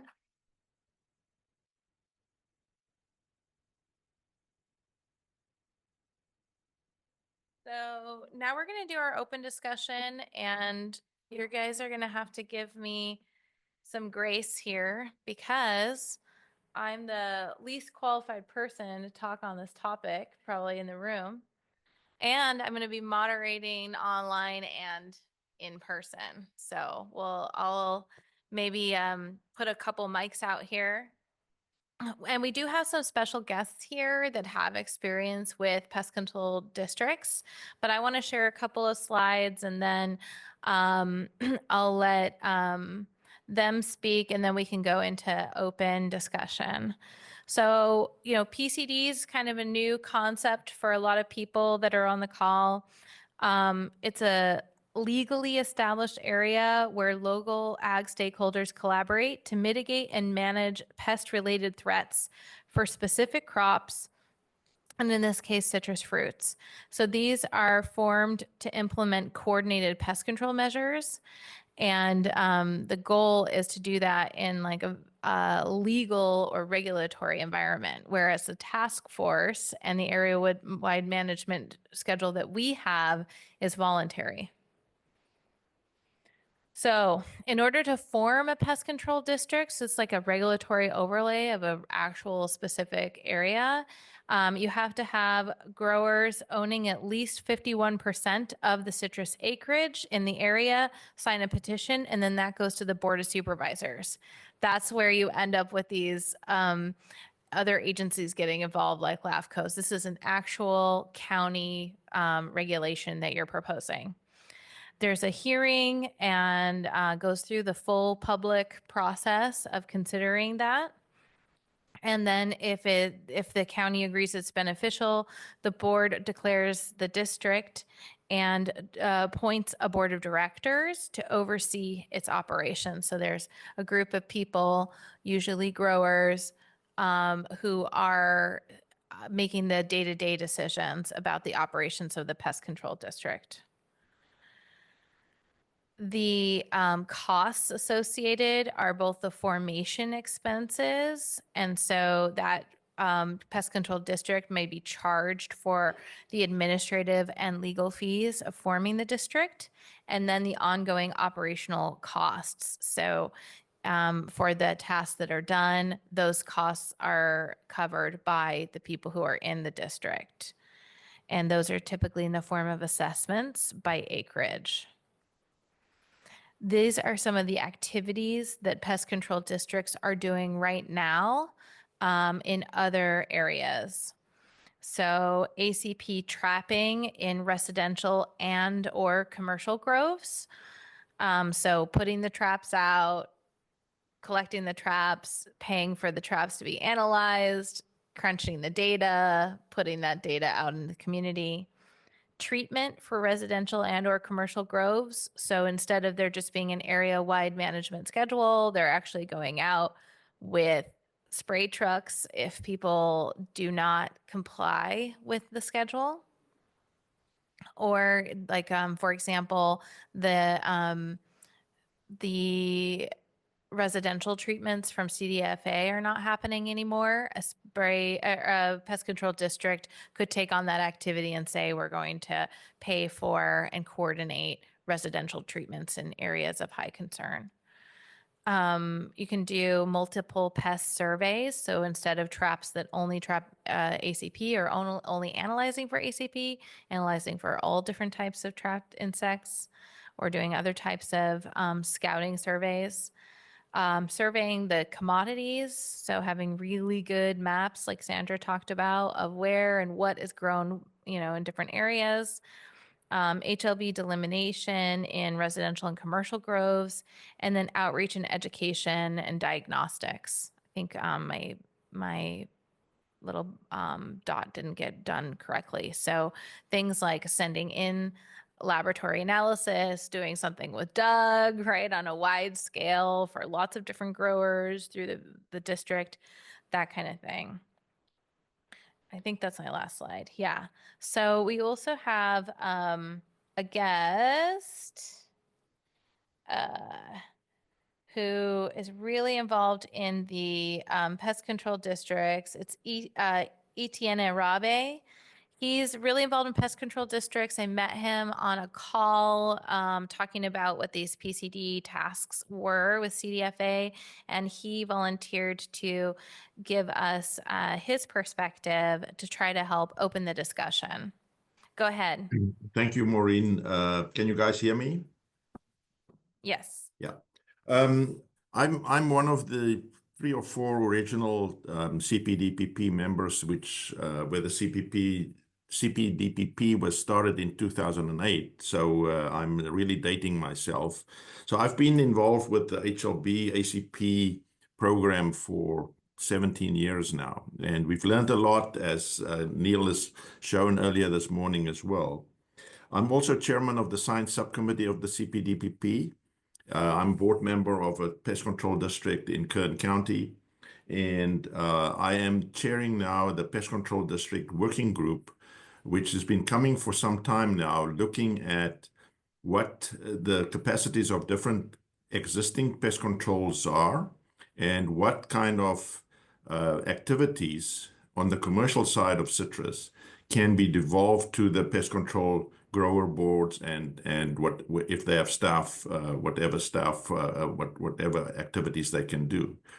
So it'll be a slow process in terms of it's not going to be everything that the CDFA currently does going to the pest control districts. We've got to do it piecemeal, and one of the existing large areas where there's a very well organized group which consists of various pest control districts in Central Valley, the APCD with Subhas Hajeri as the manager. They've got infrastructure staff. They're already doing HLB stuff. There's some duplication going on right now, which we're trying to sort out. So the idea, Maureen and crowd there, is that hopefully it's something that there's going to be appetite for in Ventura region or sub areas in Ventura region. And currently the pest control districts are funded by assessments, as you said, based on acreage per acre. The grower board sets that. I am looking at, my vision is that there should not be any assessments by the pest control district boards, because it's 2 hands going into the same pocket. The CPDPP has a statutory assessment. The pest control districts has a county-wide assessment, but it's just duplicating and it's costing growers extra money. I'm looking, hopefully, if all works out the way I would hope, obviously it's going to be a long process, is that there's going to be money flowing from the CPDPP via the CDFA to these pest control districts to conduct the actions that's deemed appropriate. One of the big deficiencies in our program is the lack of grower support and lack of growers actually helping us to go look and scout and submit samples. And the basic reason there is that we are the consequence of an HLB find is very punitive, and we're looking at maybe addressing that as well, which is a side issue here, but it is pertinent to the fact that I would like to see more actions and more involvement from our growers in the different regions, where the pest control district boards will have some say in what's done and how it's done. So hopefully that's my vision, Maureen, and hopefully in future there'll be some action with devolving certain activities from the CDFA to these sub-regions. Thank you very much.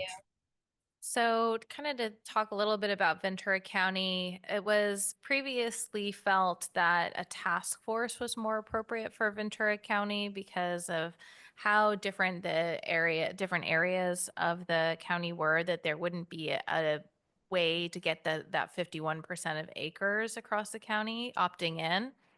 And I just wanted to also elevate that, and Sandra and Cressida brought this forward. This could be limited to a small area that wants to very actively manage their groves. So for example, Ojai doesn't have to be part of the pesticide control district.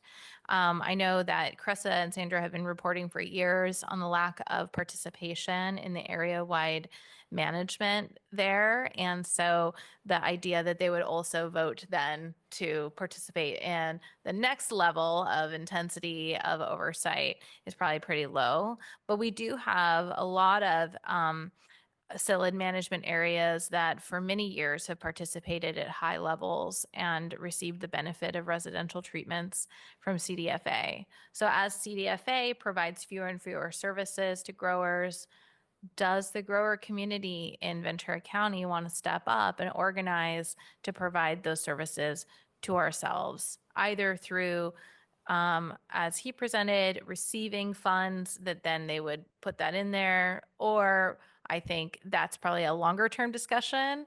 And if we were to move forward with a pest control district, it would cost money from assessments to growers. So I want to open it up.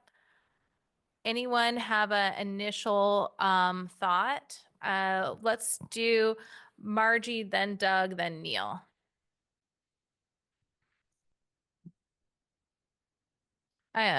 It's Margie, right? Yeah.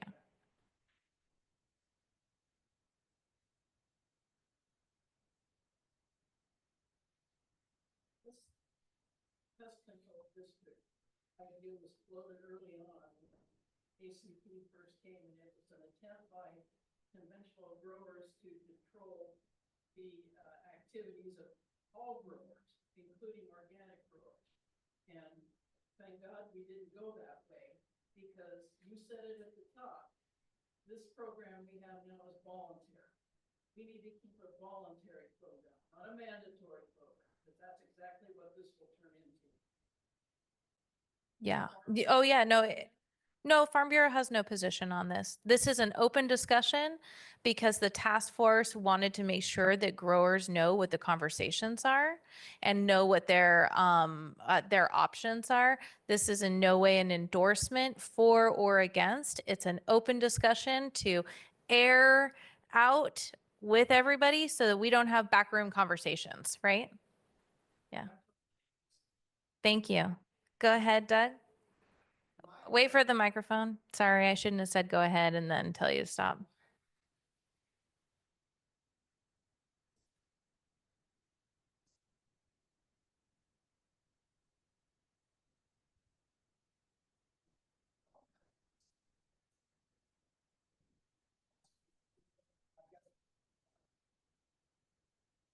Mm-hmm.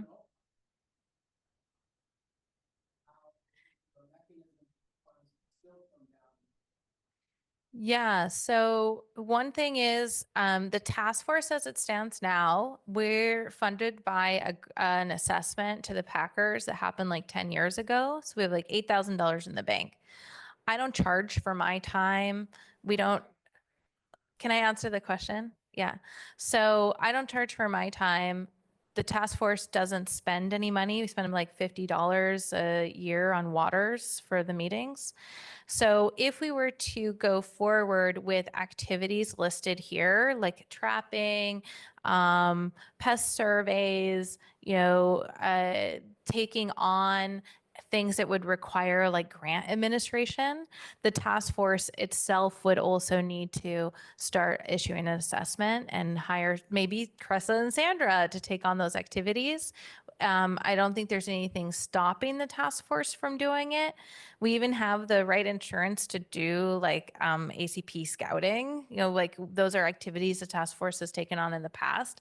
But the task force as it stands now does not have the capacity to take on these activities or apply for grants. If that's something the task force wanted to do or the grower community want to empower the task force to do, we could build up to that.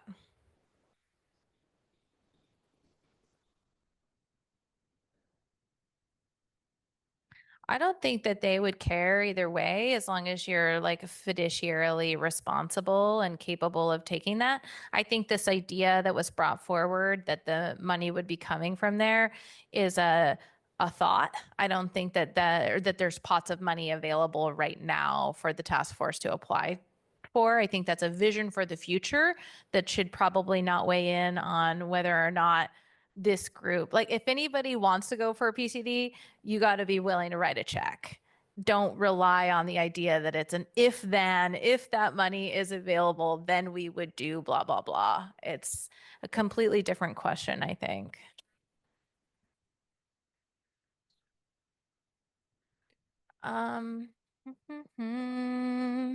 So everybody's talking into the mic, but nobody can hear.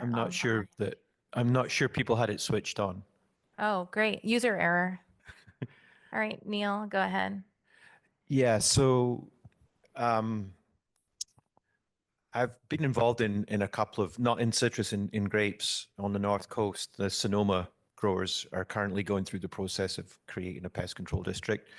The Napa County growers have had a pest control district for grapes for a long time. And I think to Margie's point, and when the idea was floated a decade ago or more here, it was very much from the perspective of a PCD would be able to mandate treatments. And for obvious reasons, not everybody was on board with that. But a pest control district doesn't have to do that. So, for example, the Napa County one in wine grape deals with a range of pests, but they don't mandate treatments. The Sonoma County one, if it gets up and running, the growers there are interested in mealybug control, but they're not going to mandate treatments. But the pest control district can act as a focus for a whole load of other things. And one of the benefits that the Napa growers cite when they're asked about continuing their pest control district is it generates local funds that can be used to carry out specific research that's of value to those growers. And the Napa County growers have benefited for a long time from being able to get the UC Extension Office to carry out small field experiments, specifically looking at things that the growers are concerned about. So it does give you that local control over things that you might want to research, for example, and it gives a mechanism for having that carried out. So it doesn't have to be something that mandates treatments, although it can morph into that, even if it doesn't start out that way. So there are definitely pluses and minuses, but I don't think it needs to be considered from the beginning as something that is going to lay down the law and tell you that you have to treat. It doesn't have to be run that way if people don't want it to be run that way. I guess in my mind, what I go to is where do we, when we get a find in a commercial grove for HLB, and now the quarantine's rapidly expanding, we have right now no oversight of who is actually spraying according to the area-wide management, schedule, whether people are spraying for all of them, what the percentages are in all of the different areas. Like there's literally in the context now of the GLs, but even before the GL scope had been drastically reduced as compared to like 5 or 10 years ago, there is nothing happening to give information around how we might as a grower group react to that. And a pest control district assessment, you have to pay. A task force sponsorship, like I think I've been here 3 years and maybe we've gotten like $500 worth of, sponsorships. Like there's no food here, right? Like we don't have that community support yet, but, we can talk about it. So just wanted to go off of what you said, Neil. Like there's absolutely a gap in what's happening in terms of information growers may wish when something changes. And the time now would be now to set up that stuff, right? Not after 10% of trees have been ripped out of the ground or whatever. Other comments? Anyone have any thoughts on the downside? I think cost is a big downside because like lemons are not very lucrative right now. Does anyone have, and then Margie brought up that, organic growers may feel compelled when they're not, when they're trying to do their biocontrol or they have materials that they're not interested in using. I think that's a downside. Anyone else want to log downsides? Go ahead. I turn it off. Okay. Just a comment. Our environmental climate is very different in Ventura County than it is in much of the state. So I think any formation of an organization like this is gonna see a potential backlash. It's being environmental justice. Yeah. I think that's something that we need to keep in mind too, is here we are, if we state we want to do this, all of a sudden, it may not be a good look for us. That's what I'm saying. We can call it the sustainability. Yeah, we'll definitely have to change the name. Resiliency district. Also, I'm really proud of what we've done with this task force. I think it's pretty amazing that we've all voluntarily come together, and I think we were getting in the high 90s participation voluntarily. That is something to absolutely be proud of, and I don't see why we couldn't continue to do that ourselves voluntarily. I think our biggest issue is we don't know what direction we want to go in right now, but we can figure that out ourselves without having to pay assessments and get an official board involved. We have a task force that's doing great. So I think that this is just my feeling, getting 51% of citrus growers to agree to this, I personally don't see that happening. So I don't know how much time we want to spend on that, but I could be wrong. And maybe that's the first step, is kind of like a survey. Would you be interested or not, and get a feel for it. And I guess that's pretty much it. Like, we need to figure out what we want to do. I will say the idea of paying any more in assessments for a crop that's already losing money is definitely definitely something to think about. Yeah. Thank you, Lisa. All right. Well, to your point, how much time we want to spend on it, we're at like 15 minutes every 7 years. So, if we're ready to put this to bed, no problem. My goal is like transparency, right? If the task force is talking about stuff, I want the grower group to know what's happening. Yeah.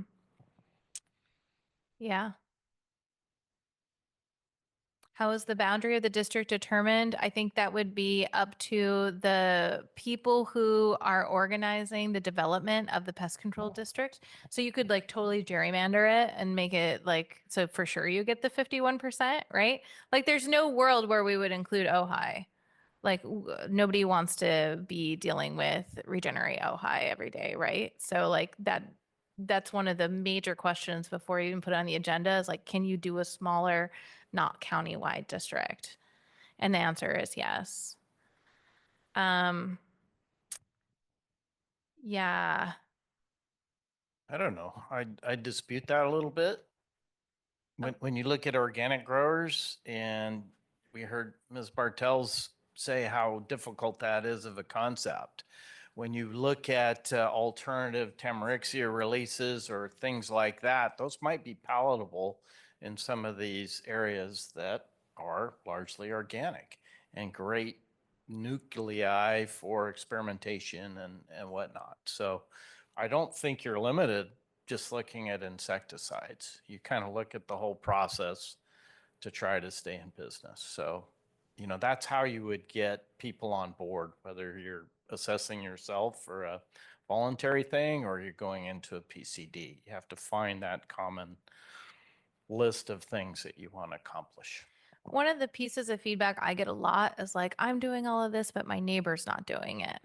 The PCD is the mechanism to be like, it's not voluntary, it's an obligation. Whether or not you enforce on anything, you know, is at the discretion, but at least it's a little bit more of like a, hey, thou shalt, instead of be a good neighbor. Go ahead, Neil. Yeah, Kevin could maybe correct me, but I think I'm right in saying that the pest control district in Imperial Valley, which is really well organized and really has a high participation rate, they don't mandate treatments when they want treatment. How they get engagement is that the growers are they get some of their assessment fee back if they participate in the treatments to offset the cost of the pesticides. So they use an incentive system rather than a stick to get participation. And so it can be done that way as well. But, and to Derek's point too, yeah, there's, you know, there's the possibility of using the existence of a more formal structure to drive innovation and to bring non-pesticidal technologies into the county to try and avoid long-term that the industry goes down a more pesticide-intensive route. So the way to spin the formation of the district against the kind of environmental pushback is to say it provides a mechanism to not end up locked into pesticides by getting ahead of the problem and providing a vehicle for alternative therapies to be tested locally. I think too that, you know, there's always been this interest in, and, you know, when you were speaking, Neil, you said, oh, I think there's only like a few hundred HLB infected trees in Ventura County. We just need to find them. That's the kind of thing that the pest control district could take on.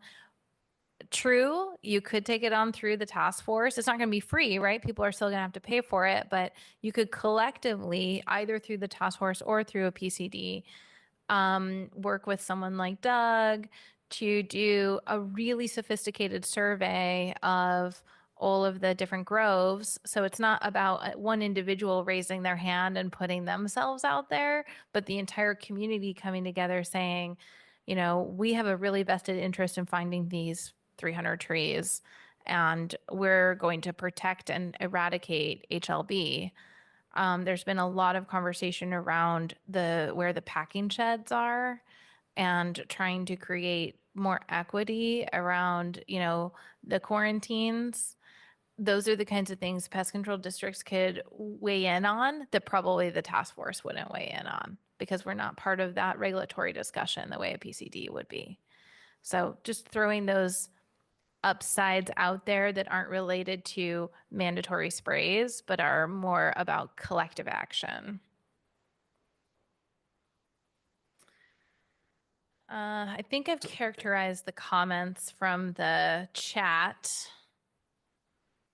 Some people take more time, you know, to come up with their comment. So anyone have like a comment sitting in there, wishing, hoping to come out? No? All right. Mm-hmm.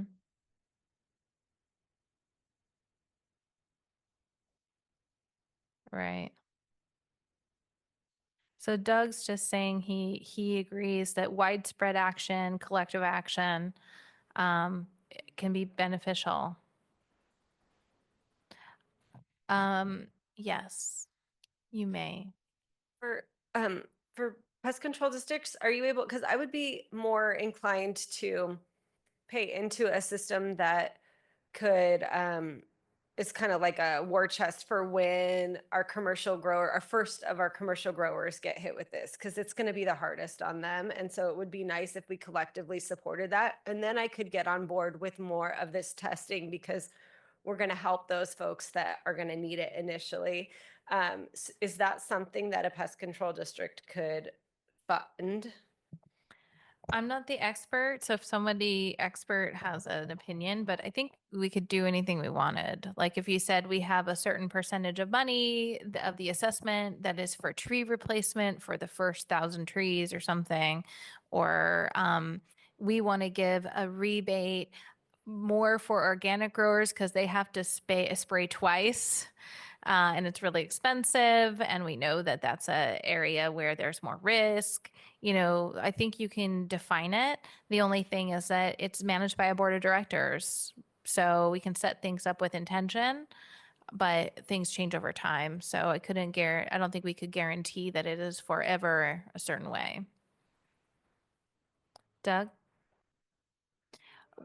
Wait, 1 second. Go ahead. And make sure it's green. I too. do have some experience with exactly. I don't think you're getting picked up by the mic.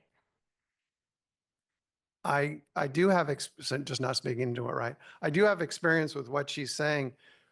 Well, like he's saying, there's say 100 trees. So what happens is you go out and because of the potential cost of foliar treatment on this, people don't want you to come in. And this is, we're talking people, so let's say 100 trees or 1,000 trees, not as large as her thing.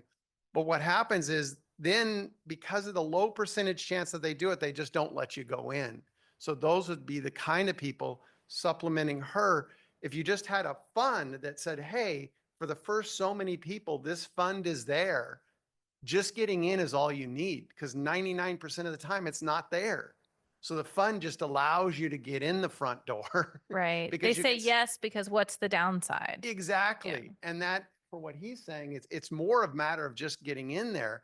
And so if there were funds for like what she says is, hey, if I have to do these extra treatments, can I have that? And I'm in that problem right now because I have to tell people, yes, if you do get hit, you're going to get all this. And now that makes the yes much more difficult. Right.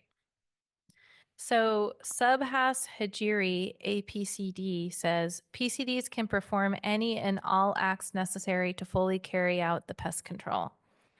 And we also have someone in the chat recommending collective action to fund beneficial releases.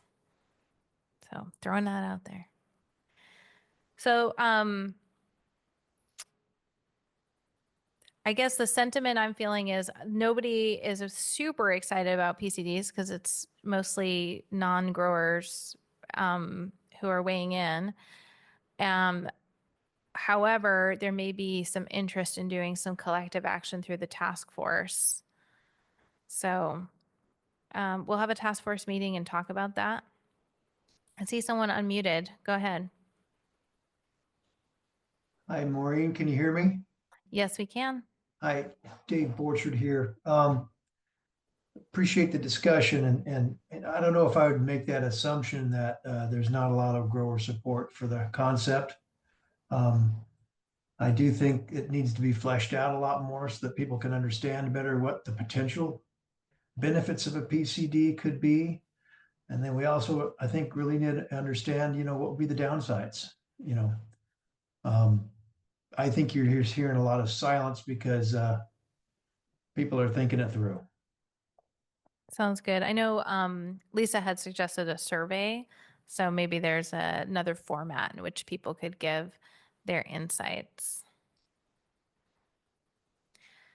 So we'll take these comments back. We have a lot of task force members here. So in our next task force meeting, we can revisit this idea and take a look at next steps. Go ahead.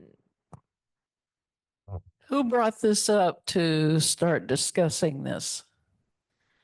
I'm trying to remember.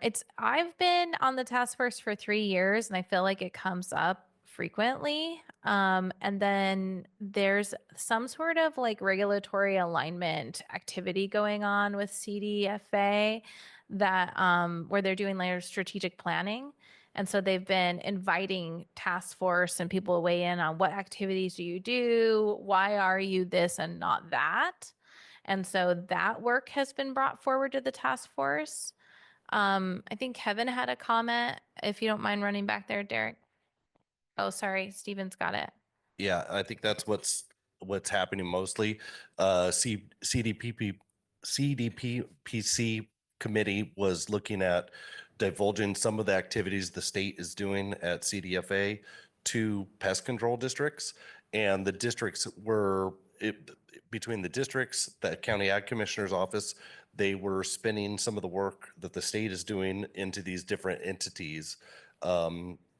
With the idea that they would have local control to decide how they wanted those things done, and then also to kind of take the response from Sacramento being in charge to the individual counties. This is they have to have a something like the task force or something like that in order to send the funds into those things.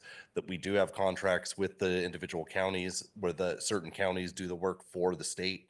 And so part of it is just fleshing out how the committee is going to be changing over the next couple of years, and what jobs do we want to move from the state level to the local levels, noting that things that are happening in the San Joaquin Valley are different than what's happening in Ventura, and are different than what are happening in LA and Orange County. And so part of this, that the reason the pest control districts are coming up is on how are we going to divert the activities by the state into these local areas, and try to give the people in those areas more control over how things are done in those areas. That's the idea behind it. I understand there's both pluses and negatives going along with this. But that is the reason for it, is the state is looking at resizing and shrinking the size of the citrus division and putting these activities into those local areas. Right. I think it's kind of like tiers. Like for sure the services are going away. PCDs are going to be most effective at taking those services on because they have like the most strong funding streams and regulatory enforcement capabilities. And then something like the task force, I have not felt excluded in those conversations. Like it hasn't been like, you're a task force, get out of here. But obviously funding and authority are much diminished. So, it's a local decision, but we know that the vacuum will continue to grow and either be filled or not filled. Yeah, I'm going to follow up on what Kevin said. I mean, it because of the existing contractual arrangements between CDFA and the county ag commissioners for a range of programs, it's kind of like it's the path of least resistance for them in thinking about how to devolve decision making down to a local level, to think of that mechanism, because they already have those arrangements in place for things like fruit fly trapping, for example. But that's not to say that a task force couldn't step into that role. And I completely support what Lisa said about how amazing the job that the voluntary task force in Ventura County's done over the last 10 years and more. I mean, you guys have really come together to take a run at this problem.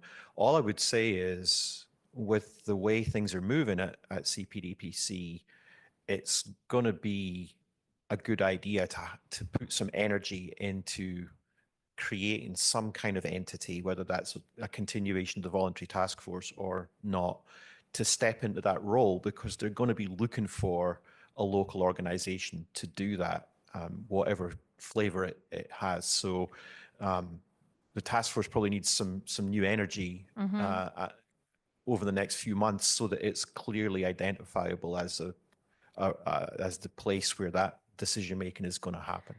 I think a lot of the effectiveness of the task force was the passion that John Christen, Leslie Levins brought to it. I mean, they've sent hundreds and thousands of hours. They went to every meeting. They created new innovative concepts. I have like stacks of maps where they were putting together these psyllid management areas.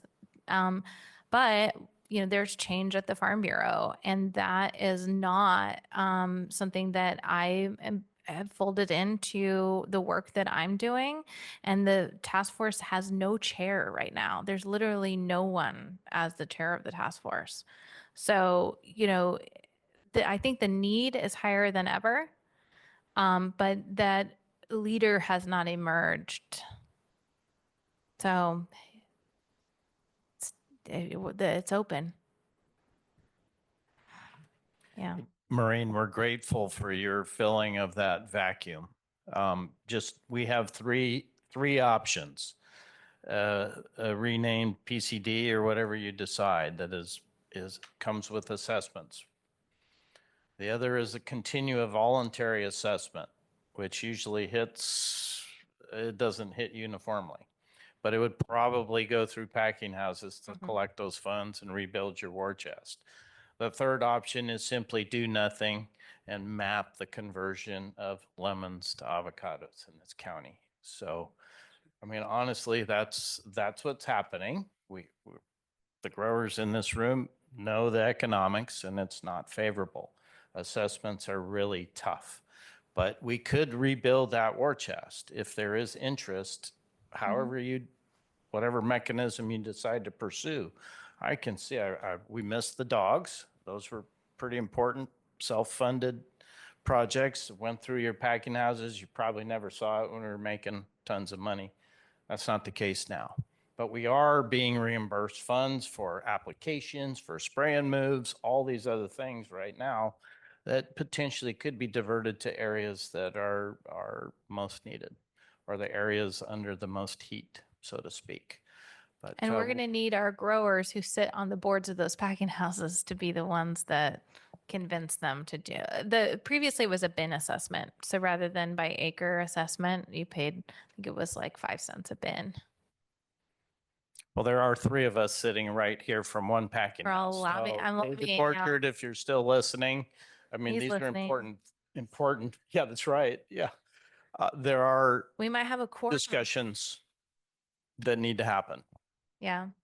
Well, I think the next step is bringing it back to the task force to look into that and think about, what does the task force look like over the next couple of years, path 1, 2, or 3, as Derek laid out, and what resources can be brought to help guide everyone.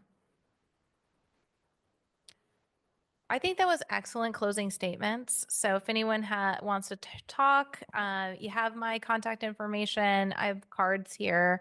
And otherwise, I want to thank everybody from other places in the state who joined to make sure that we had the resources available to have these really robust discussions and keep the conversation going to support Ventura County citrus.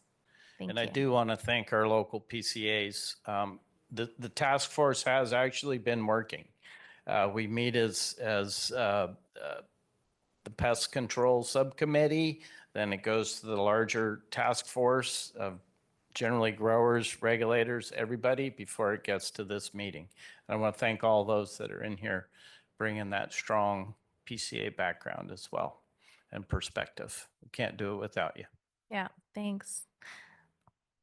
All right. And I want to double down also, just having supported most of the Southern California counties. Ventura by far has the strongest task force. They started out with the strongest, and even today it's still the strongest. It's amazing considering the number of growers and just members within not just the task force, but within the county as well. So I'm continuously amazed at how well this task force has moved forward. All right. Thank you all.